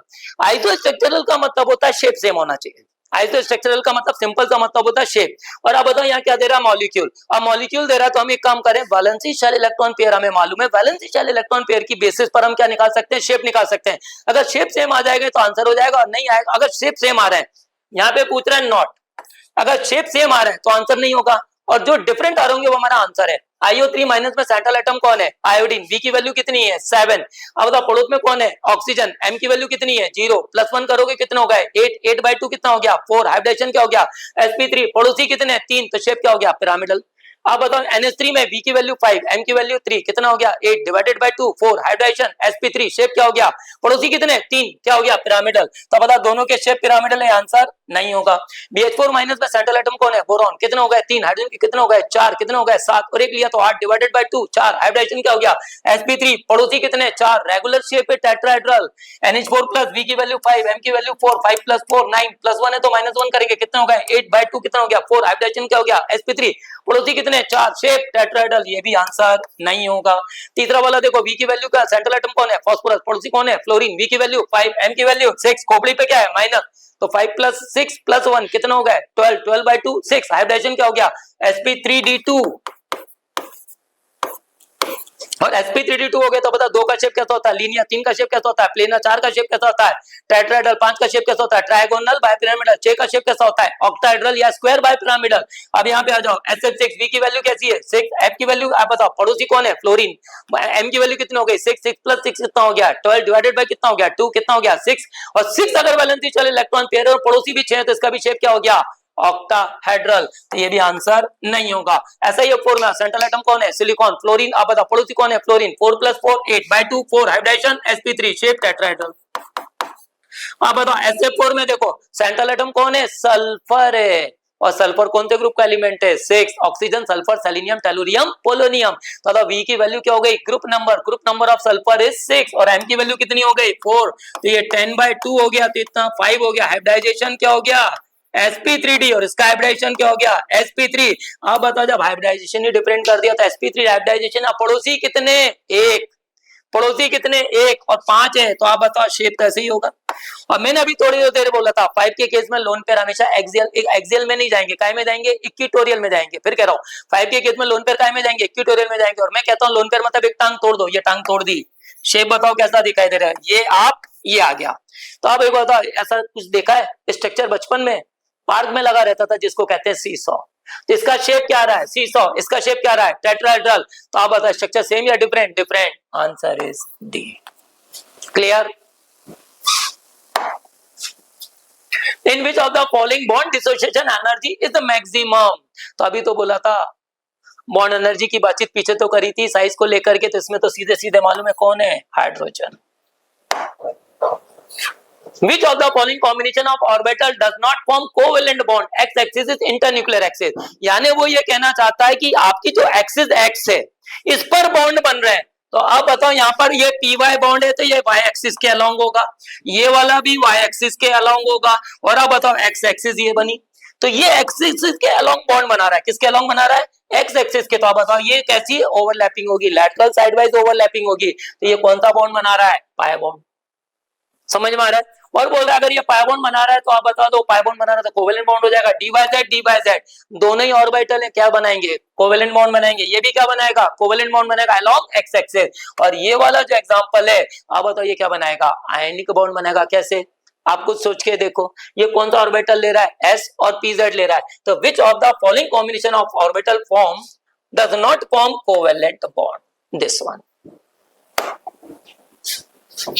Which of the following order of bond energy is correct? पहले तो आप एक बार बताओ, मुझे बहुत अच्छे से मालूम है बॉन्ड एनर्जी की अगर मैं बातचीत करूं तो थोड़ी देर पहले आपने बॉन्ड एनर्जी का ऑर्डर क्लोरीन का पीछे पढ़ा था, देखो पेपर में सेम क्वेश्चन आ गया, पीछे भी बॉन्ड एनर्जी का क्वेश्चन और यहाँ पे भी बॉन्ड एनर्जी का ही क्वेश्चन पूछ रहा है, तो इतना पेपर देते समय ध्यान रखना पड़ेगा आपको कि यार मैंने ऐसा कोई क्वेश्चन किया था, तो याद करो वहां पे बॉन्ड एनर्जी का ऑर्डर क्या पड़ा था, chlorine greater than bromine greater than fluorine greater than iodine, ये खत्म हो गया, हमसे करेक्ट ऑर्डर पूछ रहा है। अब आप एक वो बताओ यहाँ पर कार्बन, मेरे को एक बात मालूम है नाइट्रोजन ट्रिपल बॉन्ड नाइट्रोजन, और यहाँ पर पी ट्रिपल बॉन्ड पी अगर मैं बनाऊं तो पहले भी मालूम है, आप बताओ साइज छोटा है तो मल्टीपल बॉन्ड बनने की चांसेस होती हैं, साइज बड़ा होता है मल्टीपल बॉन्ड की टेंडेंसी कम हो जाती है, तो एन ट्रिपल बॉन्ड एन और पी ट्रिपल बॉन्ड पी में कौन सा बॉन्ड ज्यादा स्टेबल होता है, दिस वन। और अगर मैं सिंगल बॉन्ड की बातचीत करूं तो नाइट्रोजन की ट्रिपल बॉन्ड बनाने की टेंडेंसी ज्यादा है, इसलिए P greater than N single bond N होता है, बात समझ में आई। तो बताओ ये भी खत्म हो गया। अब आप बताओ आपके पास कौन बचा है, oxygen carbon carbon silicon silicon germanium germanium tin light की बातचीत कर रहा है, तो आप एक बताओ इसमें ऑक्सीजन ऑक्सीजन ऑक्सीजन कौन सा बॉन्ड बनाता है डबल बॉन्ड, ऑक्सीजन कौन सा बॉन्ड बनाता है डबल बॉन्ड, ये किसकी बातचीत कर रहा है सिंगल बॉन्ड, 87 का आंसर ये। Which of the following compound will exhibit geometrical isomerism? अब बताओ, यहां पे सिंपल सिंपल दिख रहा है, ये 1 ब्यूटीन है। 1 ब्यूटीन का मतलब हो गया C डबल बॉन्ड C। और अब बताओ, यहाँ पर इस डबल बॉन्डेड कार्बन एटम पर हाइड्रोजन कितने हो गए? सेम। ये ज्योमेट्रिकल आइसोमेरिज्म में शो नहीं करेगा। अब बताओ, फिर यहाँ पे 1 प्रोपीन है, तो अब बताओ ये फिर वही हो गया डबल बॉन्ड CH2, ये भी 1 हो गया। 1 प्रोपीन का मतलब बताओ यहाँ पे 2 ग्रुप कैसे हो गए? सेम। ये भी ज्योमेट्रिकल आइसोमेरिज्म में शो नहीं करेगा। अब बताओ ये कौन है? 1 ब्यूटीन डबल बॉन्डेड, फिर यही वाला केस आ गया। 1 ब्यूटीन में 2 H तो लग रहा है बाबू जी, और अगर 2 सिमिलर एटम होंगे तो ज्योमेट्रिकल आइसोमेरिज्म में शो नहीं करता। ये तो सीधे सीधे यही आंसर है। IUPAC name of the compound. आप एक बार बताओ, यहाँ पे ब्रोमीन दिया, यहाँ पे Cl दिया, बोलो हाँ। अल्फाबेटिकली की बातचीत नहीं कर रहे यहाँ पर। आप बताओ, हमेशा कहां से कहां दौड़ते हैं? प्राइमरी से प्राइमरी। कितने प्राइमरी कार्बन एटम दिखाई दे रहे हैं? 3। और रूल क्या था? हम प्राइमरी किसी भी हमने primary carbon atom saturated hydrocarbon के अंदर एक कंडीशन होती थी, हम प्राइमरी से प्राइमरी दौड़ते थे। दौड़ते समय ध्यान रखना है, कार्बन के सिर पर पांव रख के दौड़ना, अदर देन कार्बन एटम दौड़ पूरी नहीं करोगे। शर्त थी लंबी सड़क, देन भीड़ भाड़, देन जल्दी जल्दी। आप बताओ, यहां से यहां दौड़ोगे तो 1 2 3 4 5 6 7। आप बताओ 1 2 3 4 5 6, तो रूट वर्ड कितने कार्बन का आ रहा है? 7। 7 कार्बन के रूट वर्ड का मतलब क्या हो गया? हेप्ट। तो बताओ, यहाँ पे भी हेप्ट दिया, यहाँ भी हेप्ट दिया, यहाँ पे भी हेप्ट दिया है, तो बताओ हेप्टेन तो सब में दिया है। अब एक बार बताओ, मैं दौड़ूंगा कहां से? क्योंकि ये वाला, ये कौन से नंबर पे आ रहा है? 1 ब्रोमो, और ये कौन से नंबर पे आ रहा है? 2 क्लोरो। तो बताओ लोकेंट कैसा होना चाहिए? मिनिमम। तो मैं दौड़ूंगा कहां से? यहां से। समझ में आ गया? तो 89 का आंसर हो गया, आपको समझ में आ गया? डी। अब देखो, विच of the following is incorrect. सीधे सीधे मुझे दिख रहा है, तुमने एसिडिक स्ट्रेंथ बोला, मैंने थोड़ी देर पहले तुमको पढ़ाया था अभी हाइड्रा एसिड। और हाइड्रा एसिड की अगर मैं बातचीत करूं तो HF, HCl, HBr, HI में सबसे ज्यादा स्ट्रॉन्ग एसिड कौन होता है? ऊपर से नीचे जाने पर हाइड्रा एसिड की एसिडिक स्ट्रेंथ बढ़ती है। HI is greater then HBr is greater then HCl is greater then HF। और यहाँ किसको कह रहा है? HF। होना कौन सा चाहिए? HI। और क्या पूछ रहा है? इनकरेक्ट। सीधे सीधे आंसर सी। Thank you. अगर आप कुछ भी दिक्कत आए आप पूछ सकते हो। So nice. Thank you.